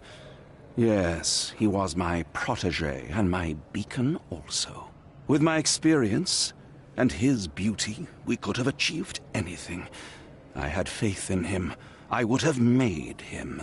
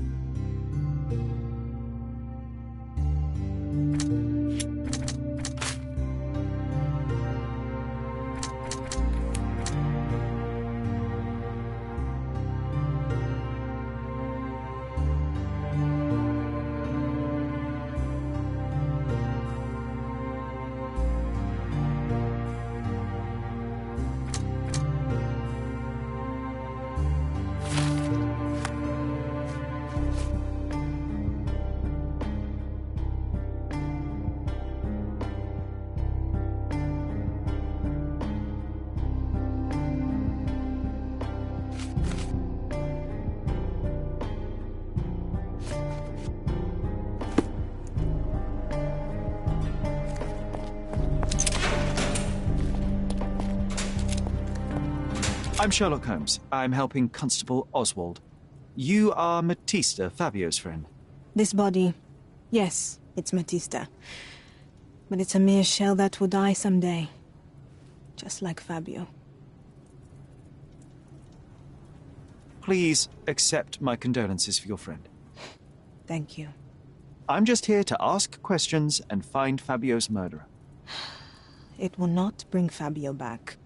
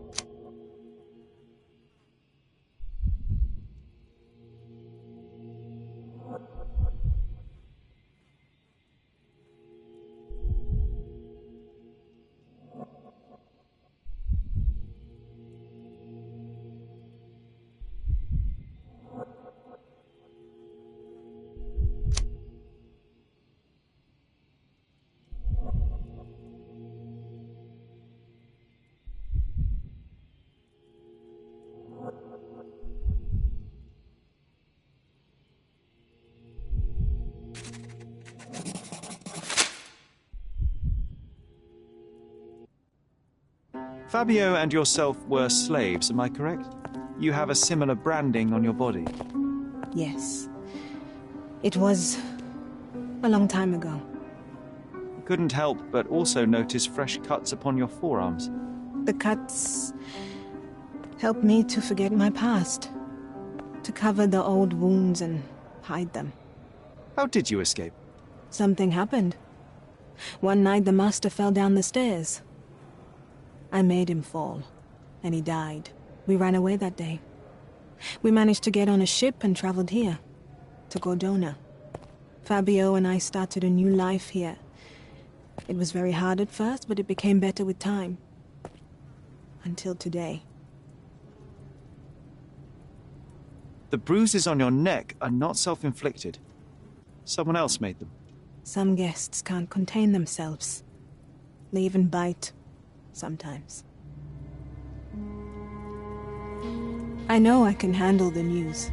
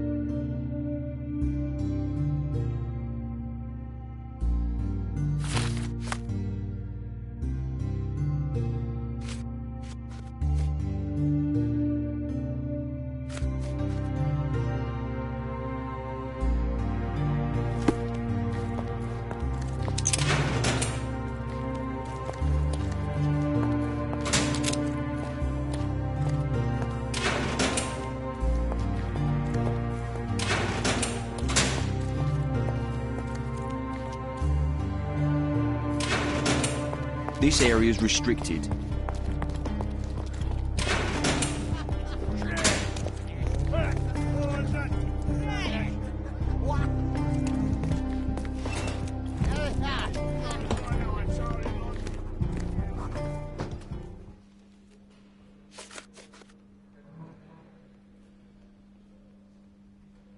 You'd better ask me a question I know how to answer.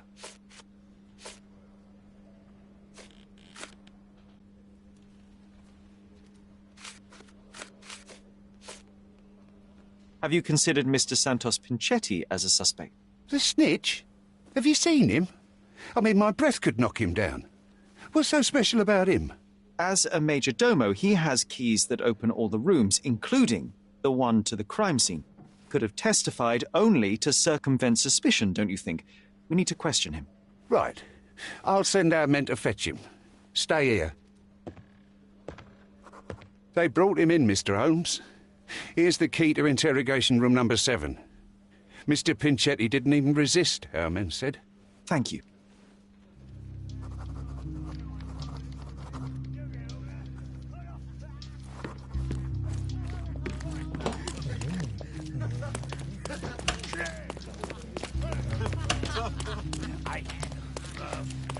Good day. Your ticket, please, if you want me to help you.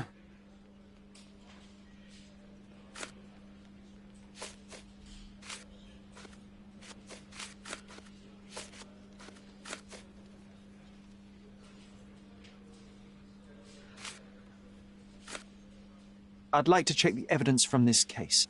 And who are you? Oswald sent me. I'm a consulting detective. His partner, then? Let me see. Ah, a ritual murder. What a bunch of degenerates. Wait a second. I'll bring it to the table.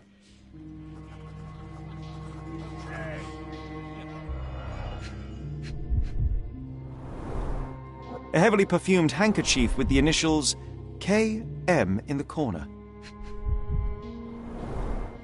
It's a miracle this ruby hasn't tempted anyone. All the keys of the mansion on one golden ring.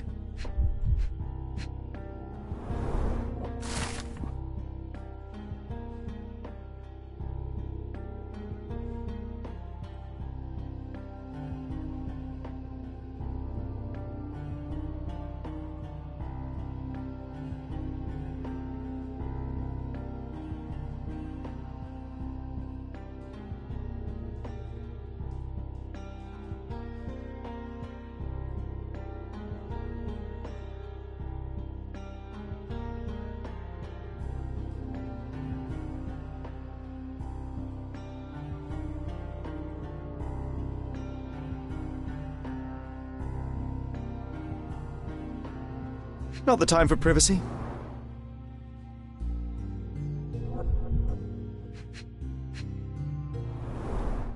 An emergency kit for boredom.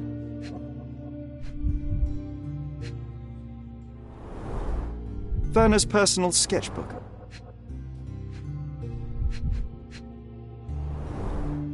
A handcrafted charm that contains hair and nail clippings.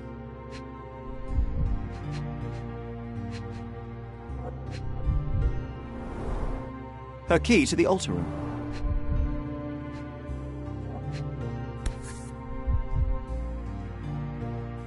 That's not for bedtime reading. This ex libris belongs to Manchios Library.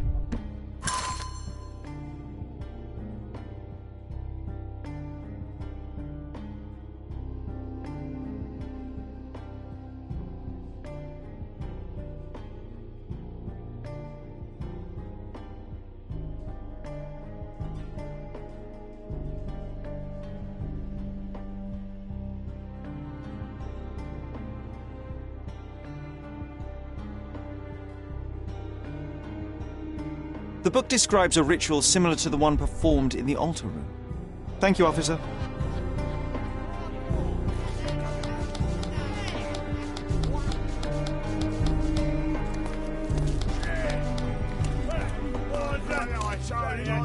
You get up there.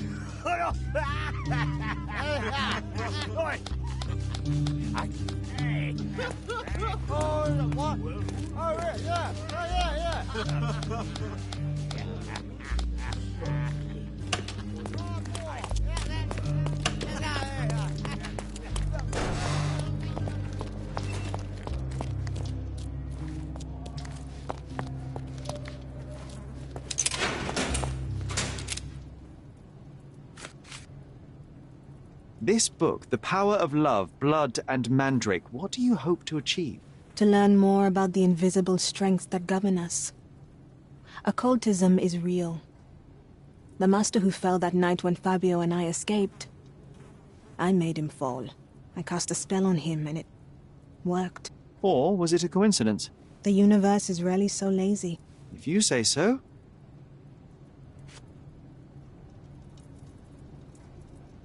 I've nothing to add. This is the letter the police found in Mr. Vogel's pocket. Fabio wrote it. Do you know anything about it? I don't. Although I can feel Fabio's energy. It's there, but it refuses to let me analyze it. Do you practice occult rituals? For protection? For fortune? To wash away the ugliness of the world? Sometimes to survive. I have the gift, and I'm learning to use it better. Did you use your gift on Fabio? I only used white magic. Love charms lately. Fabio became so distant.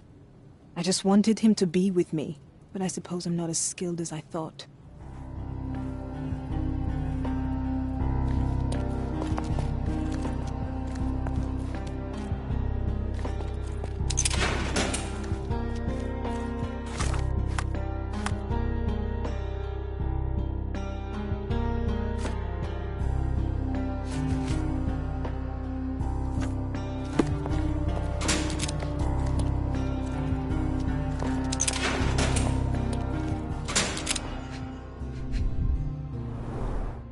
I recognize the key from the altar room among these.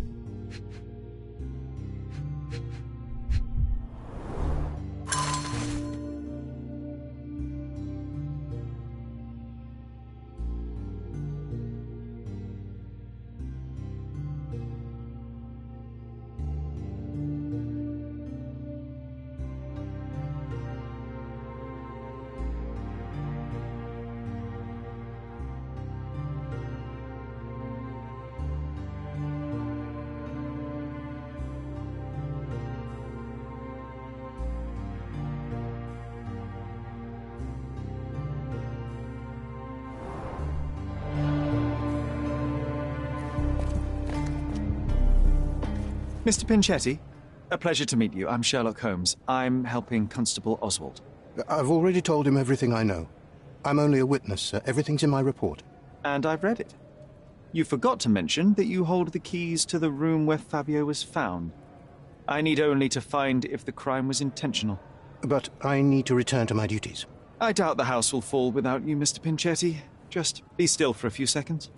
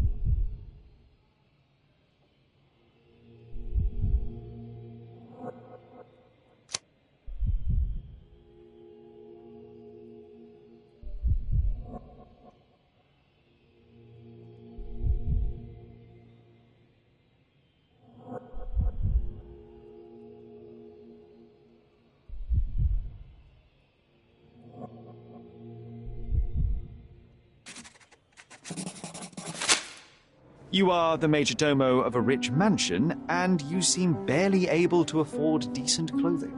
You hide under heavy makeup a skin disease that might be treated with more onerous but less harmful means.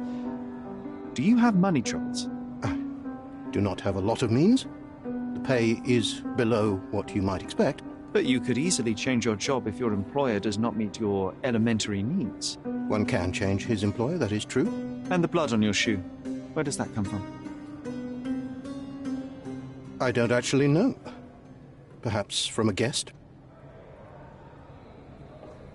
Did you know Fabio? Not personally. He was a frequent guest, and cleaning the mess after his performances was tedious.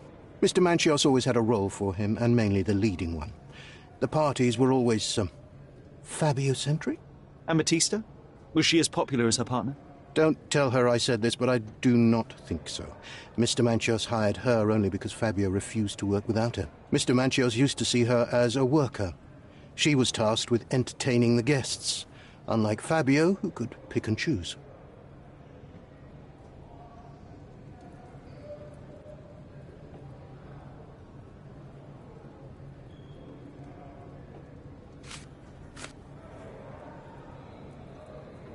Mr. Manchios says that you begged him to be included in the heritage. Isn't that a little extreme, even for a majordomo? He's not only my employer, he's my uncle. And I'm his next of kin. The only one. Mr. Manchios flatly refuses to pay a family member. All I have to do is repay his so-called love, cleaning up the filth after perverts and decadents. He's imprisoned me. The best I can hope for is a new broom. That's why I wanted to have my part of the inheritance. Is it that bad? You have a roof above your head, a salary, and the status of a majordomo. For God's sake. I'm forced to dye and stitch my threadbare clothes, and the holes in my shoes are painful. I'm ashamed every time a guest looks at me closely. Why do you think your uncle treats you this way? My mother, my uncle's sister, had me illegitimately. She died, and I was given the surname of one of the maids. But you are entitled to some of the money that belongs to your family. He thinks not. I was not responsible for my mother's death. I work hard, and he pays me nothing. I feed on the leftovers. While he wastes our estate's property on decadent parties, he paid Fabio handsomely and showered him with expensive gifts for their disgusting relationship.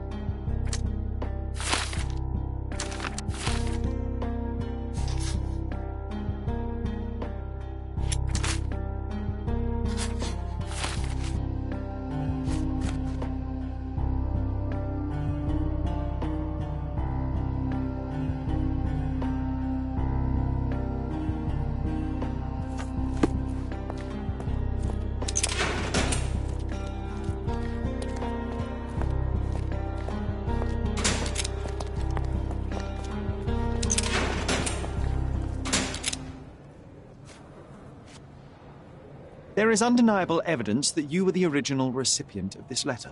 What are you talking about? Is it addressed to me? Your protege wanted a fresh start, it seems. This is sufficient to charge you. Me? Hurt my star? Are you insane that you would accuse me of such a thing? He did not consider himself as yours. Since you deny everything, let's move on. Do you have any idea as to how the letter could have ended up in Mr. Vogel's pocket? You were the detective. Perhaps he took it from Fabio. Werner was a little high.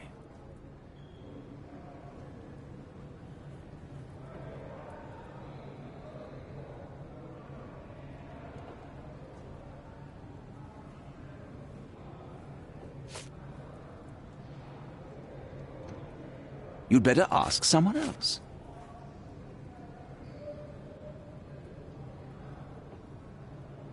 I've read the letter about your will. A harsh method of ridiculing Santos. I doubt he will use mustache wax when he wears no mustache to begin with. Where did you get it? Is the slug here? Tell him I shouldn't have to provide for him. He's a grown man who shouldn't sit on his uncle's neck. He conceives himself as my only heir. And who is he to you? He's a leech on my aging body. He has only added problems to my life since the death of his mother. I fail to see why you made him your major domo.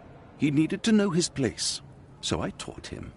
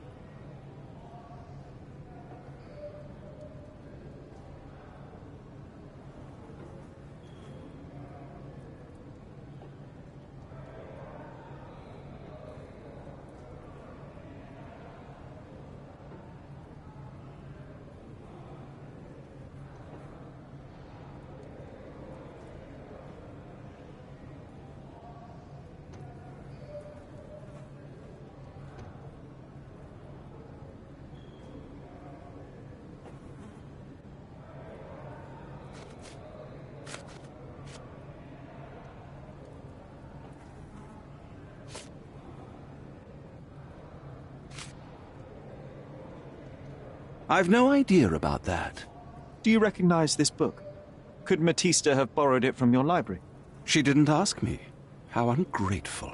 The things described in the book were inspiration for the rituals you performed? Do you really believe that blood, symbols, and incantations can resurrect the dead? They are just eerie tales with a mix of occultism and voodoo. My rituals are a stage to show some of the forbidden pleasures.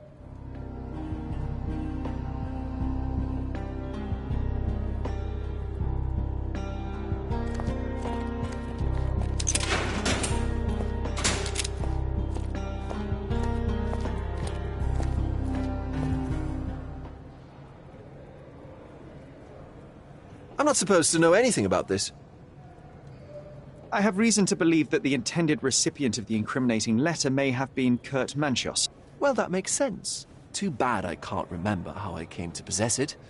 Though I did spend quite some time with Mr. Manchios during the party. Unfortunately, even with an answer, that may still not be enough to clear you with the police. But fear not, I will persevere. I hope your attempt to put things straight will make up for... you being on a bender? Touché.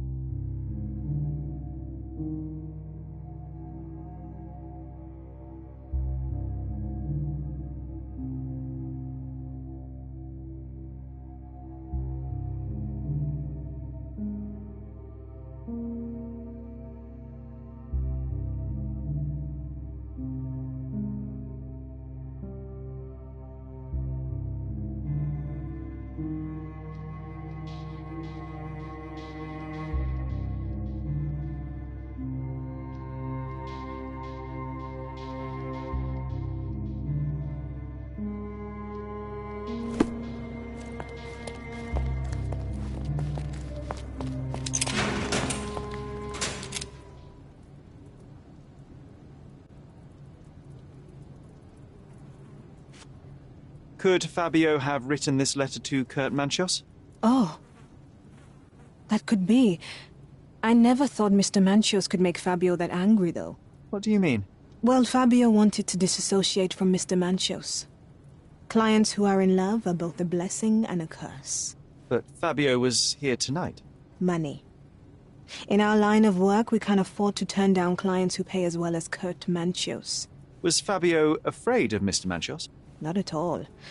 The old toad wouldn't dare to do more than sweet talk and touching. Talk can be forgotten, and touching washed away.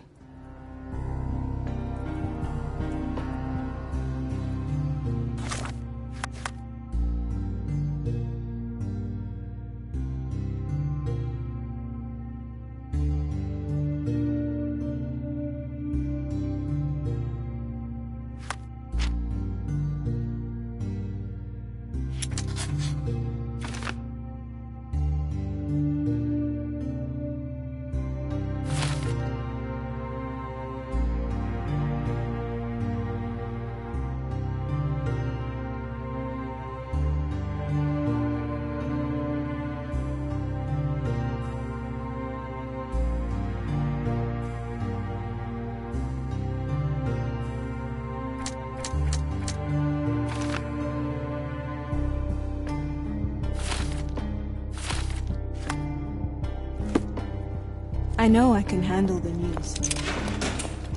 I can't wrap my head around such a tragedy at my party. Please let me out. The air here is rather refreshing. I'd even recommend that some of my friends visit the place.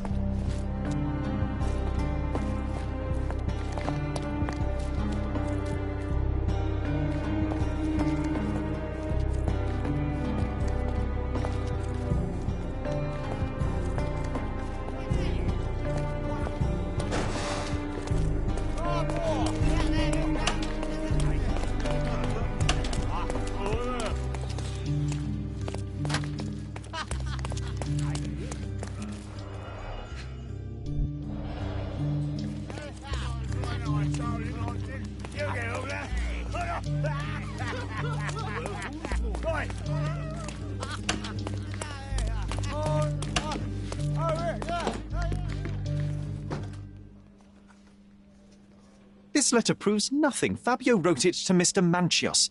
It's time to free Mr. Vogel. Do you really think I'm that naive? I need proof, not words from his friend. Very well. Mr. Pinchetti told me that Mr. Manchios was lavishing Fabio with expensive and eccentric gifts. The letter mentions rich rewards and attempts to buy Fabio with them. It was written to Mr. Manchios. Who else was showering Fabio with luxuries to buy him? It doesn't fit Mr. Vogel's character. Look here. We had a deal. Give me the murderer and then take your friend with you. I won't budge otherwise. Well, fine, but you're just wasting time.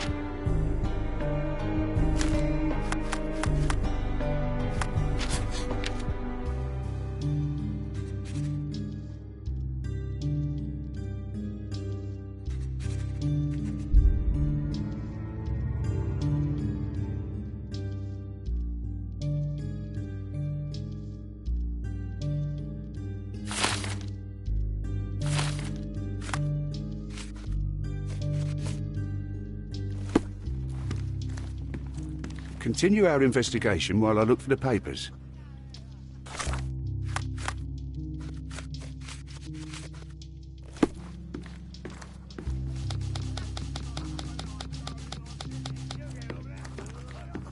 Continue our investigation while I look for the papers.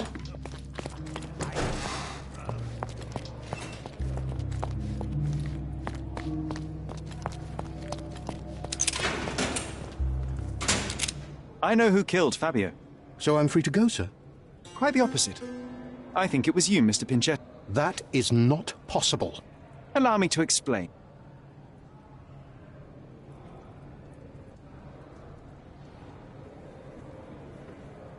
The blood on your shoe tells me that you were with Fabio. You stabbed him with the dagger while he was still alive. You drew a sigil on him. There was a great deal of blood. You needed to remove it. Blood is almost like glue. It sticks to everything, dries quickly, and is quite visible. But you know how to handle stains. You are Kurt Manchios's major domo. However, despite your best efforts, you missed a spot. It doesn't make sense, sir. I was never there. I am convinced there's a reasonable explanation.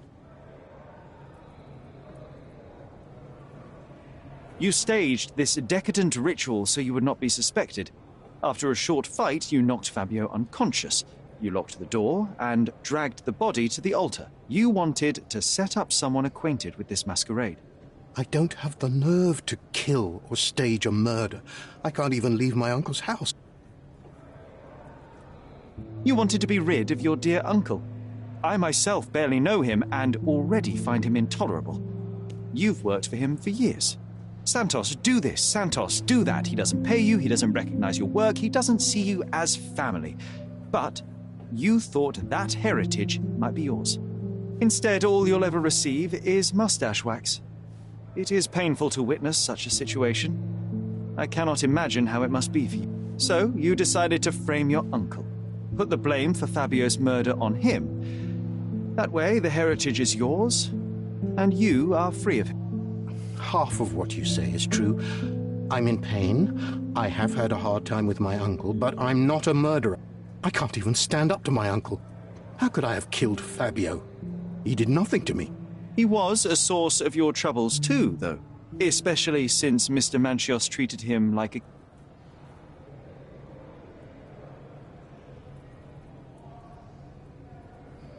Your uncle is a cruel man. He used everyone around him to his advantage. I don't believe he even truly loved Fabio. You knew very little love, support, or care from him. You lost your mind, Santos. And innocent people were hurt. I can't allow you to go free, but I can try to help you. I can provide my findings to the police. Decadence and perversity might poison anyone around. I don't know what to say. I can't breathe. I need to go outside. Unfortunately, you can't.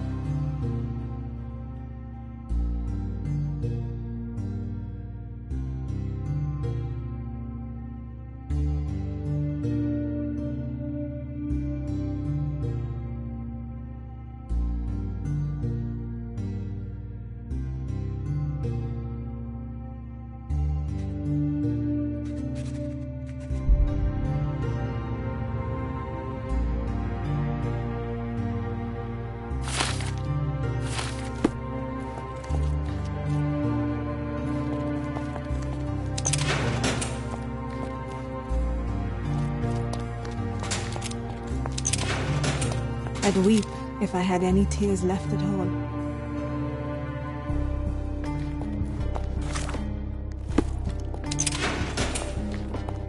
I wish everything were different. I'll remember this horror forever.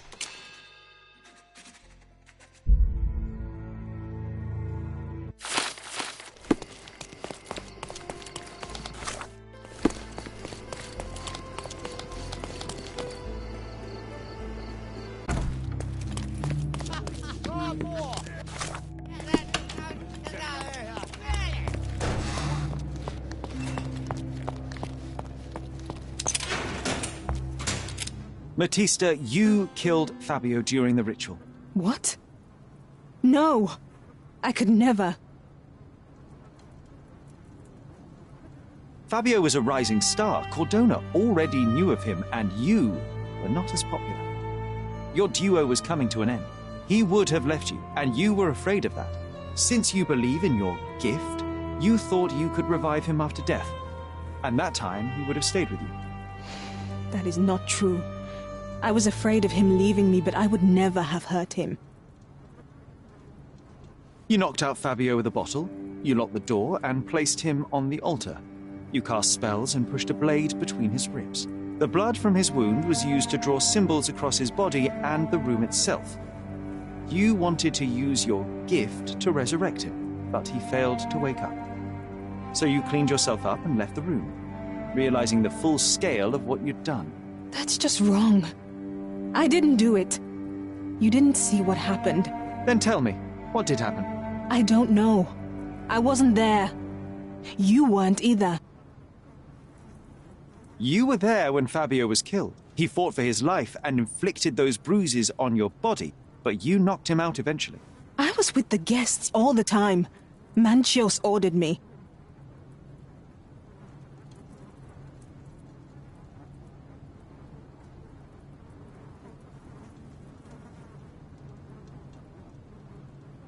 I can see that life hasn't been kind to you.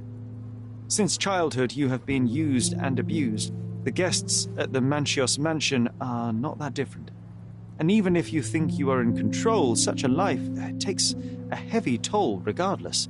The only good thing you had in your life was Fabio. You were so frightened of losing him that you killed him. I believe your only chance for a normal life is to receive medical help. Psychiatrists will help you. Others have always decided what my life should be. And you're no different, Mr. Holmes. That is your only option, Matista. I'm afraid you can't choose.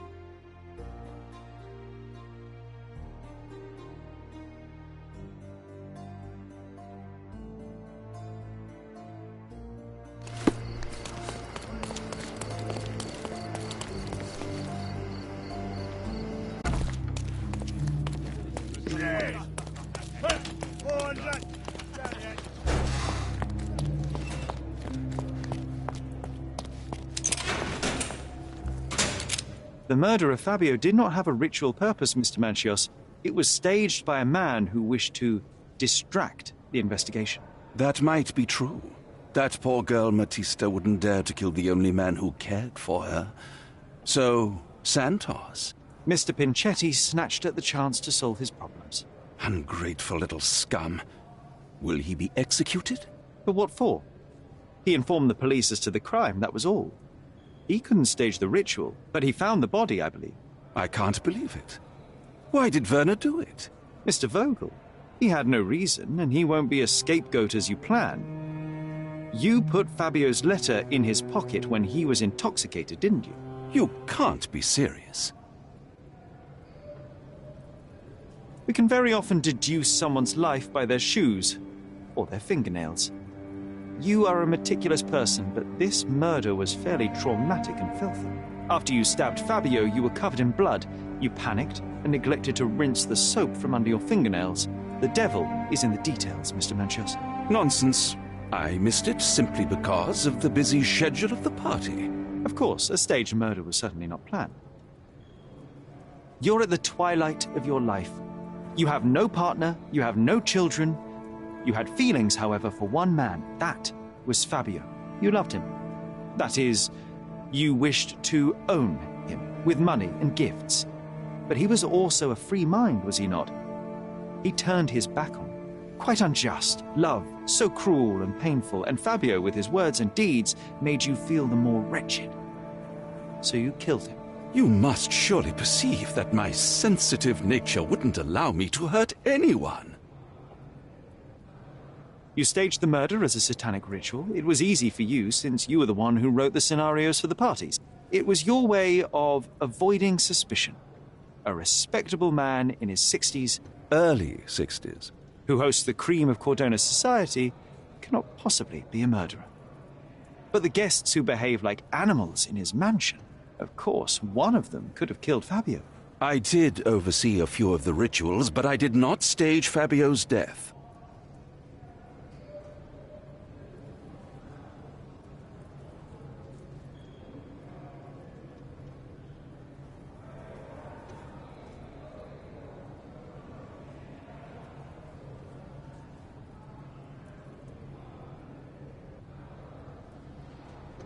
Fabio played with your feelings. That was painful to realize. You spent so much time and effort to be with Fabio, but he didn't respond in the way that you would have liked. You wanted to be loved, but Fabio shattered your dreams. In the smoking lounge, he teased and mocked you. He wanted you to suffer by offering himself to others. The deception was unbearable. You were passionate, and so you struck him.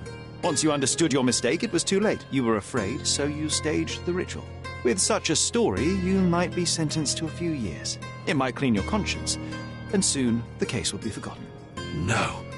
No. This is my decision. I'll talk to Constable Oswald to see what I can do.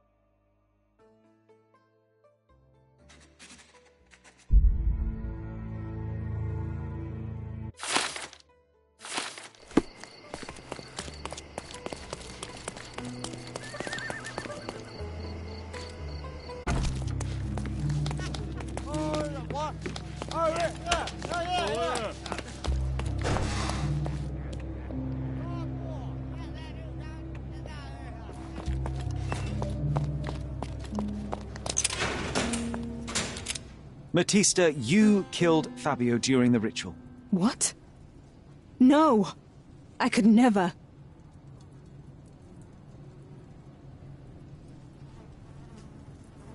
You knocked out Fabio with a bottle, you locked the door and placed him on the altar. You cast spells and pushed a blade between his ribs. The blood from his wound was used to draw symbols across his body and the room itself. You wanted to use your gift to resurrect him, but he failed to wake up. So you cleaned yourself up and left the room, realizing the full scale of what you'd done. That's just wrong. I didn't do it. You didn't see what happened. Then tell me, what did happen? I don't know. I wasn't there. You weren't either.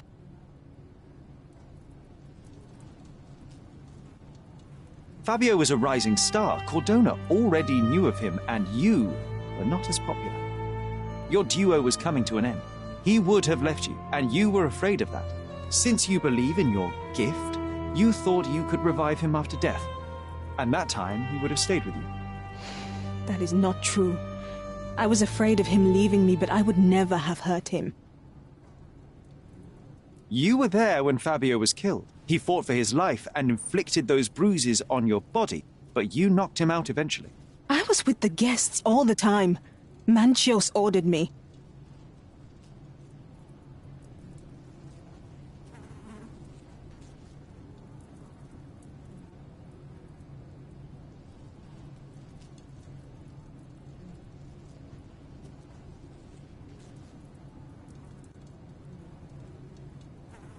I can see that life hasn't been kind to you.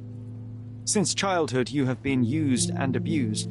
The guests at the Manchios mansion are not that different. And even if you think you are in control, such a life takes a heavy toll regardless. The only good thing you had in your life was Fabio. You were so frightened of losing him that you killed him. I believe your only chance for a normal life is to receive medical help. Psychiatrists will help you. Others have always decided what my life should be. And you're no different, Mr. Holmes. That is your only option, Matista. I'm afraid you can't choose.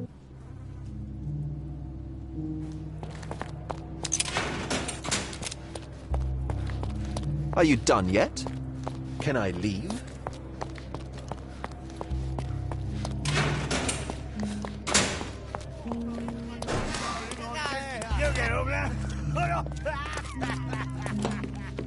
It was Matista, Fabio's friend. All the evidence points to her. It is sadly the result of her traumatic past. She requires medical help. There can be no good in executing a person who has such an illness. She doesn't look sick to me. That's why the professionals should handle it. I suppose you're right. It's still good enough for my promotion. As for my part, not everything was in place. Perhaps some documents were transferred somewhere else, but I couldn't find a trace of them. Then I remembered. The discarded document drawers where we put the lost papers or the badly labelled ones. Including the crime scene report of Violet Holmes's case. Everything I've found is on the desk here. Take it. Your persistence has saved me. Yeah, well, we had a deal after all. Your friend is free then. You can leave. Good luck, Constable.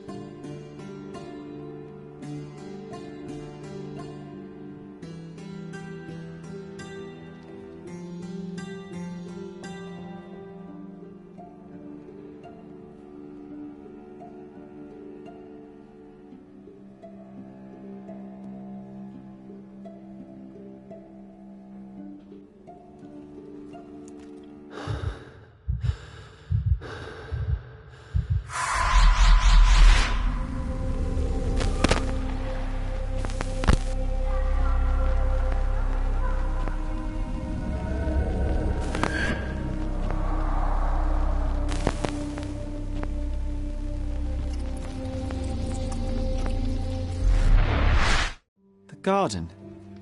There's a garden behind our manor. How could I forget?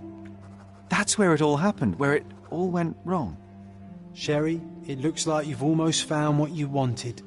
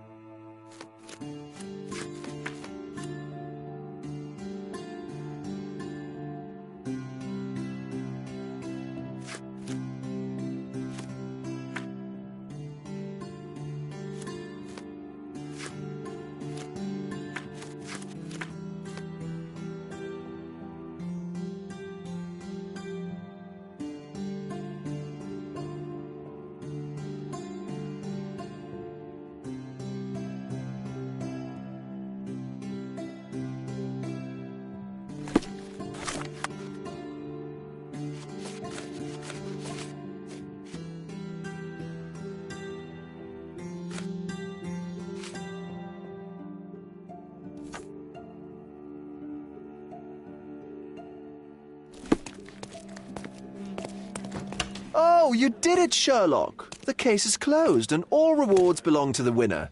Bravo! It is merely the triumph of the truth. Is it? No compromises? No lies? You're happy with your decisions? It was the best decision I could obtain. The truth must be told in the way it is most acceptable. You're making progress, Sherlock. I was right to believe in you. By the way, did you get that precious information about your mother? Oh, not that you must. Yes, I did. Forgive my intrusion in such a personal matter. I simply worry I'm failing to be of much help to you.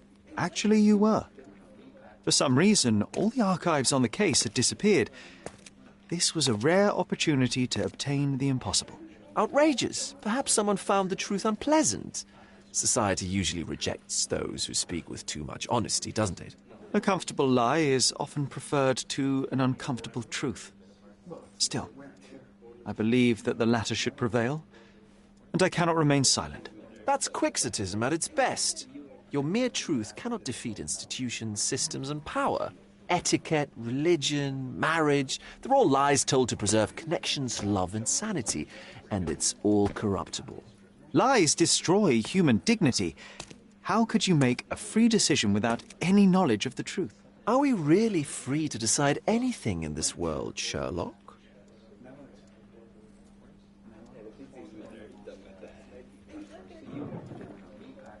Oh, yes. It's a struggle, but yes, we can make our own decisions. That's what I fight for. And what an endless fight it is. Will you ever give yourself a break, Sherlock? You're a walking contradiction, Sherlock. You refuse to lie to others, but constantly lie to yourself. How long until the train comes off the track? I cannot look away, but perhaps I should take a few steps back. You're an accident waiting to happen, dear. Until then, I shall bid you adieu.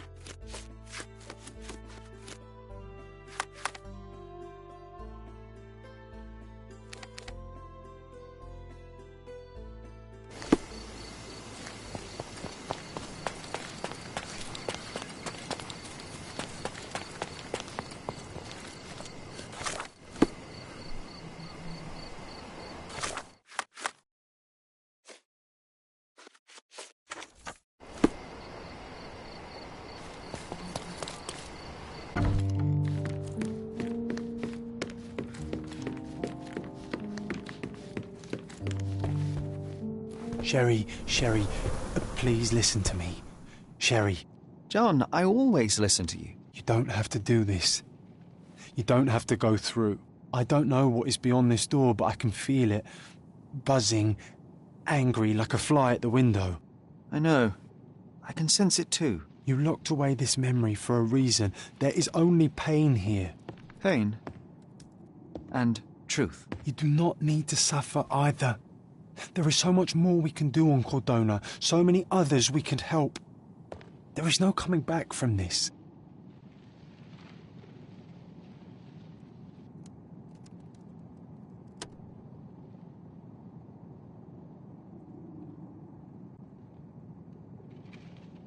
I find myself awash in uncertainty. Perhaps now is not the time, with so much left to do. Thank you, Sherlock. Thank you. Some doors can remain closed. Cordona still calls for us, yes. And we will answer. But know this, John.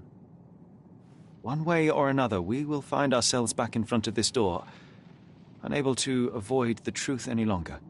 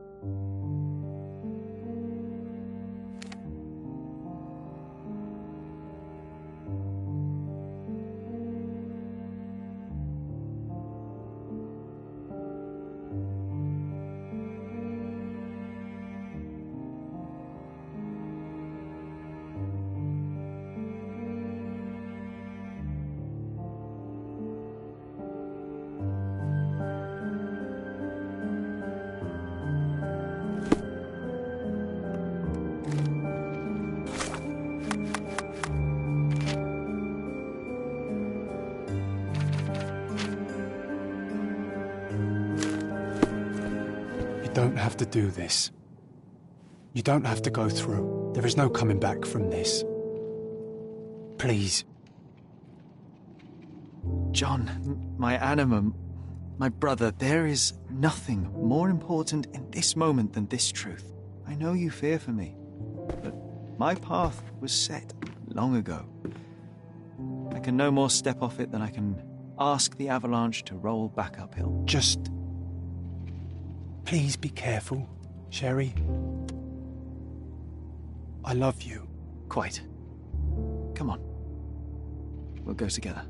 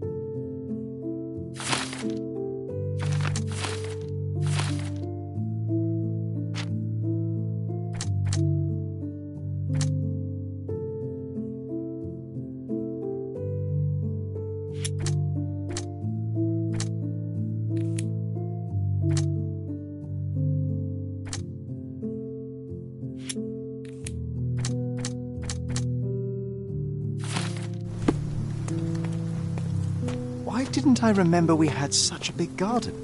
Maybe you forgot it for your own good.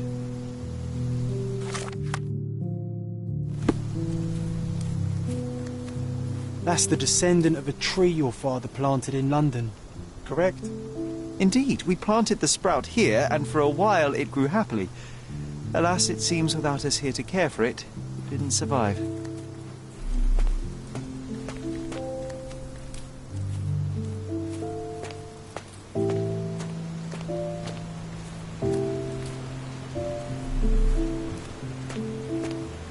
Ah, yes. The statue of Merope. My mother was trying to restore it. Pity she never had the opportunity to finish.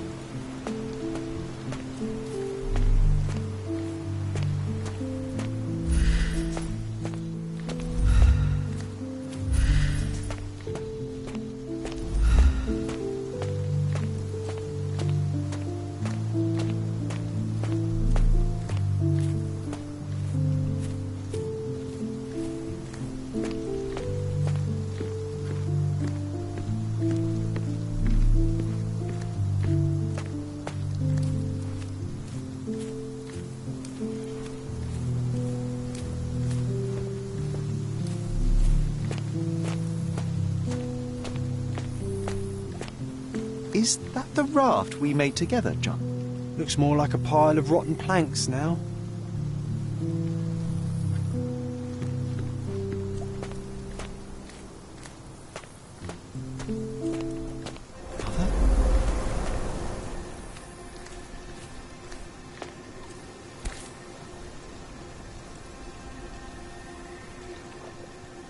That's from Mother's favourite tea set. What is it doing in here?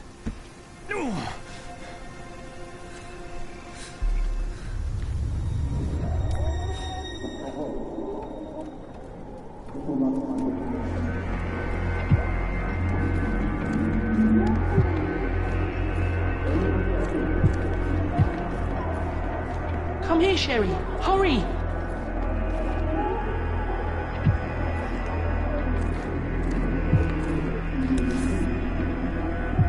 These must help calm her down.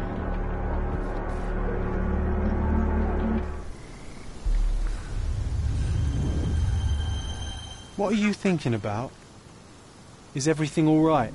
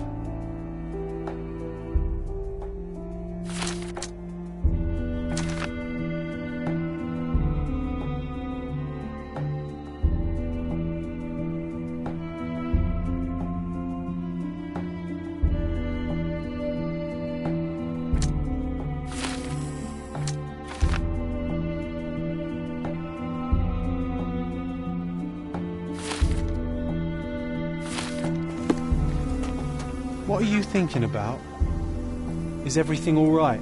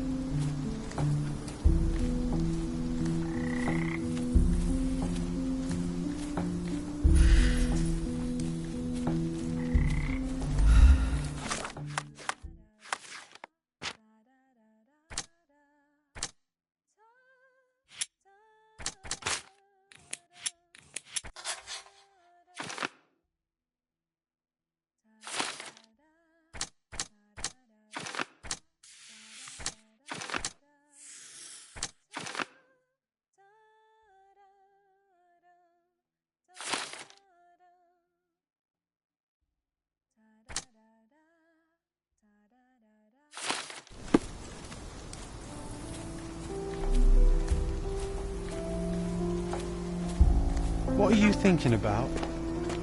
Is everything all right?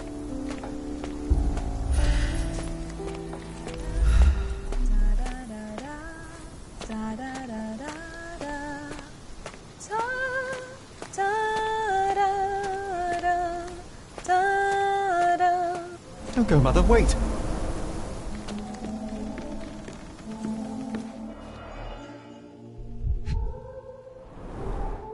I remember this artifact from Mother's collection.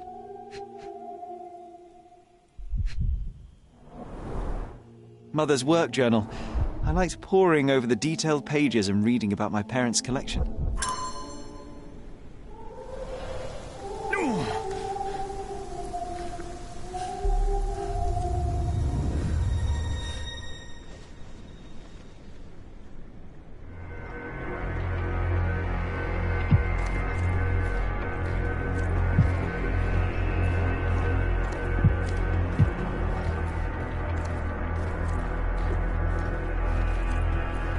Here it is. We'll just borrow it for a while. Did you hear that? Someone's coming. Let's take a peek.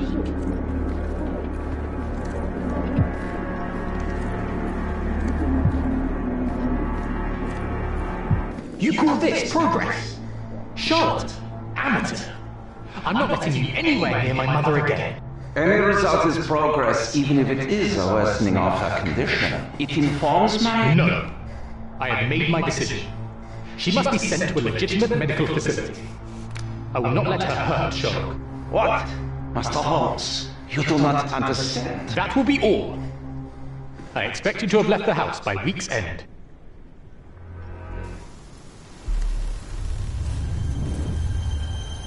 Sherry, say something. Can you hear me? You're scaring me. Sherry, say something. I'm here, come closer. Can you hear me? You're scaring me. I'm waiting for you.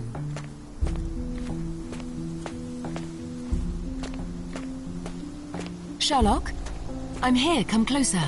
Coming, Mother! This was from my mother, wasn't it?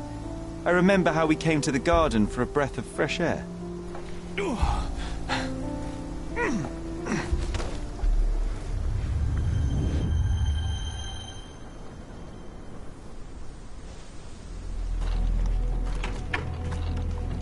Take me to my flowers, Sherry.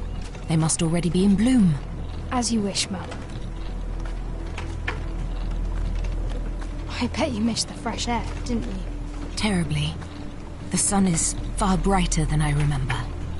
But I like it. We can walk each day from now on, if you want. That would be wonderful.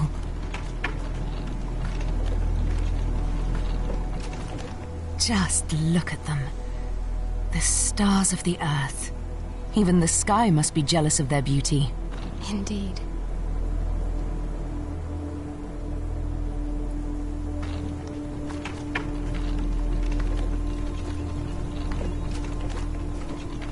Mother, would you like to go around the water? That would be perfect. I always wanted such a nice pond in London. It looks so peaceful. Mycroft knew you would like it.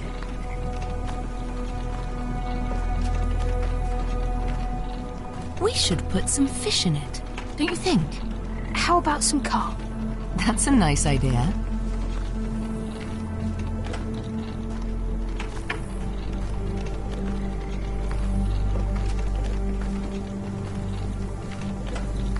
Let's visit your father's tree. It grows so fast, just like you. We could even build a tree house in it. Yes, Sherry.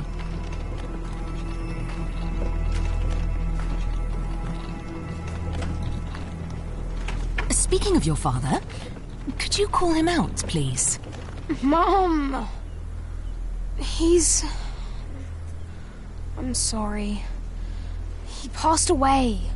He's gone. No, he's not. I'm telling the truth. Did you forget again? No! Don't you dare say such things! You are a liar like all the others! Mother! Don't call me that! You aren't fooling me! No! Mum, it hurts! My son would never lie!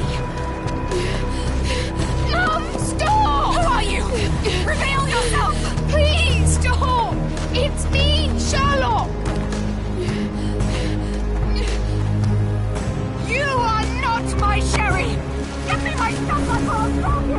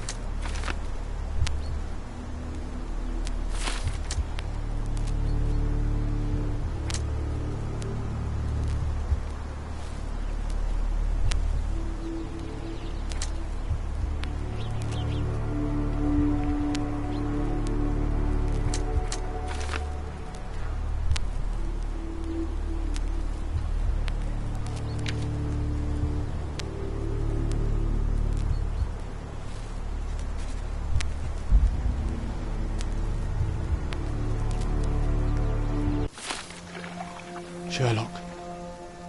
Sherlock. Can you hear me? Come on, wake up.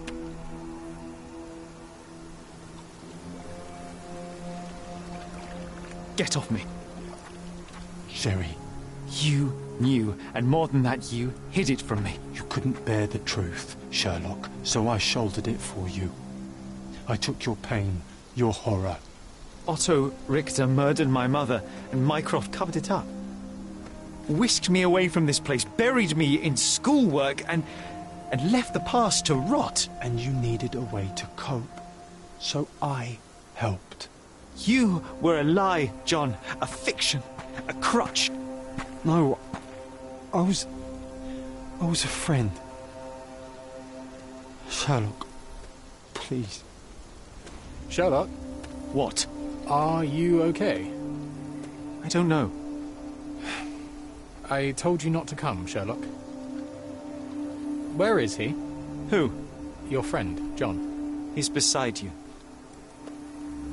Was all this worth it? Is he worth it? Why is he here? I think, in his own way, he was trying to protect me.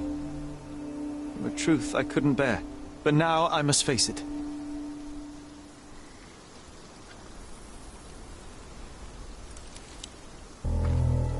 Sherlock, what are you doing? You kept me in the dark and kept your actions quiet. You enabled Richter and his untested quackery for far too long. And worse, you wanted to lock up our mother. I wanted to give you a chance at normalcy, childhood. There was no changing what happened, no good to come of dwelling in the past. It was lies upon lies. Otto Richter was trying to save her, but you decided he deserved to take the fall. Is that justice? The big picture, Sherlock. The big picture. Perhaps Richter was not responsible for her fit of rage, but his treatment led inexorably to that moment. You were so fragile. I could not... I just couldn't. I chose us over him. You know, for once I believe you. Perhaps now that the truth is out, I can actually do what you had hoped.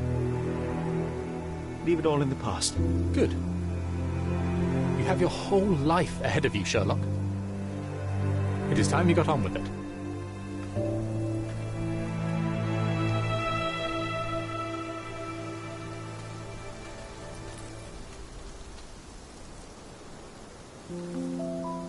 I was worried there for a minute, Sherry. Really worried. I didn't want to hurt you.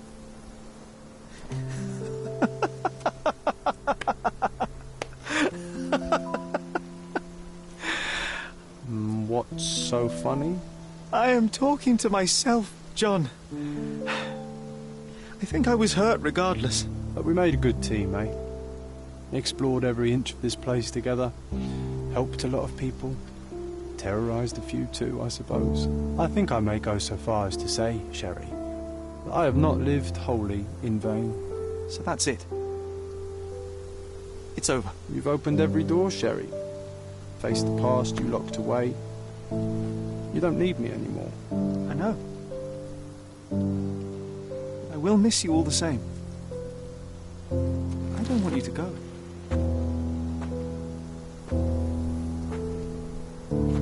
Yes, you do.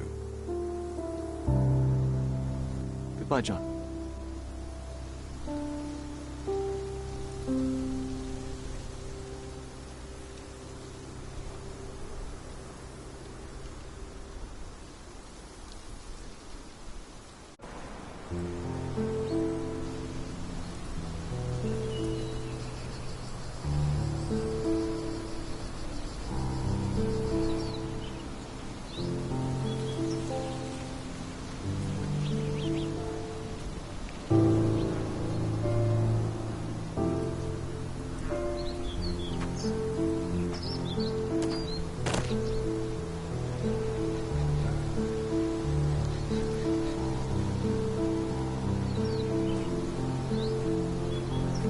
Why are you here?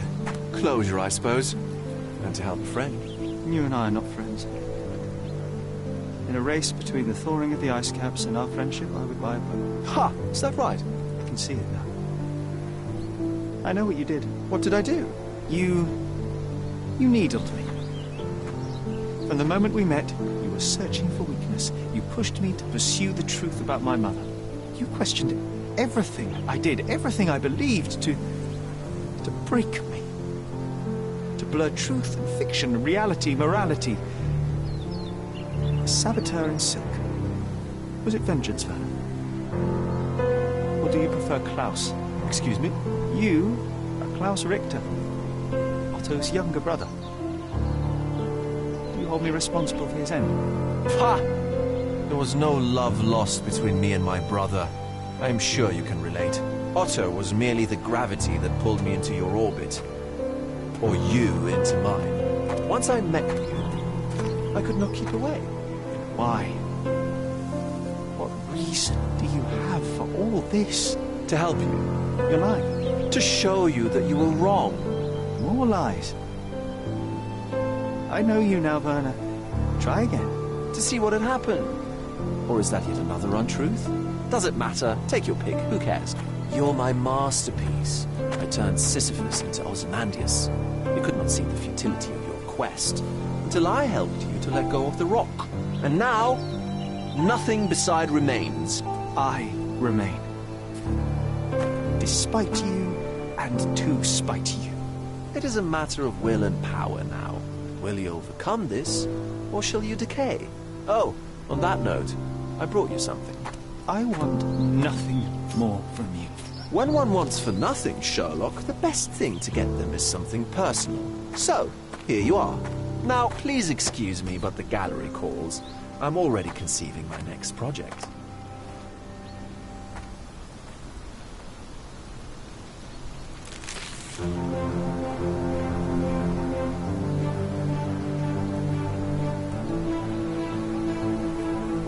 You really are beautiful.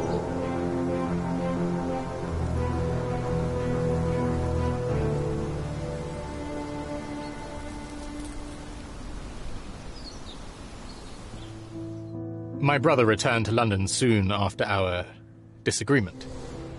He enrolled at Cambridge University, but attends only the rare classes that hold his interest. I hear he took employment at a hospital laboratory, obsessing over his experiments. I suppose he seeks solace in the empirical truth of a chemical test. I am afraid for him. His evenings are spent alone, solving citizens' menial mysteries to pass the time. And I suspect he is growing paranoid. One of my agent's vehicles recently ignited during a surveillance operation. She was lucky to get out alive. There is only one man who could orchestrate such a feat. Or perhaps two. I saved my brother. He will never forgive me.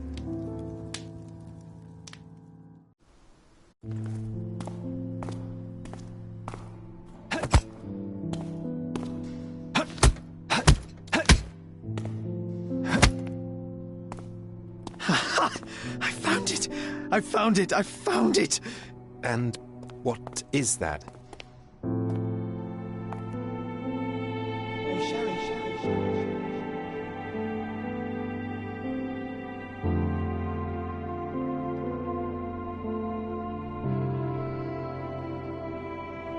How far, bruises may be produced after death. How are you? You have been in Afghanistan, I perceive. How on earth did you know that? Never mind. The question now is about bruising. No doubt you see the significance of this discovery of mine. It is interesting, no doubt, but practically... Why, it is the most practical medico-legal discovery for years. Had we these data sooner, hundreds of men would have paid the penalty for their crimes. Cases oft hinge upon how a man died. Now, we can know which wounds he suffered alive, which occurred post-mortem, and what instrument was responsible. And ergo, one will soon be able to calculate with utmost precision when and where death occurred, sparing the innocent and damning the guilty. Well, then you are to be congratulated. Indeed. But, you came here on business. Correct again.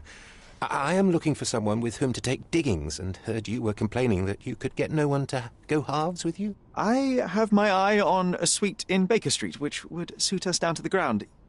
You don't mind the smell of strong tobacco, I hope? I smoke ships myself. That's good enough. I get in the dumps at times, and don't open my mouth for days on end. Just let me alone, and I'll soon be right. What have you to confess now? It's best for two fellows to know what bruises each other carries before they begin to live together. My last companion and I... Well, I object to rows because my nerves are shaken, and I get up at all sorts of ungodly hours, and I am extremely lazy. I have another set of vices when I'm well, but those are the principal ones at present. Do you include violin playing in your category for rout? It depends on the player. A well-played violin is a treat for the gods. A badly played one. Oh, no, that's all right. I think we may consider the thing as settled. Oh, forgive my manners. My attention wavers. Sherlock Holmes. Dr. John Watson. John.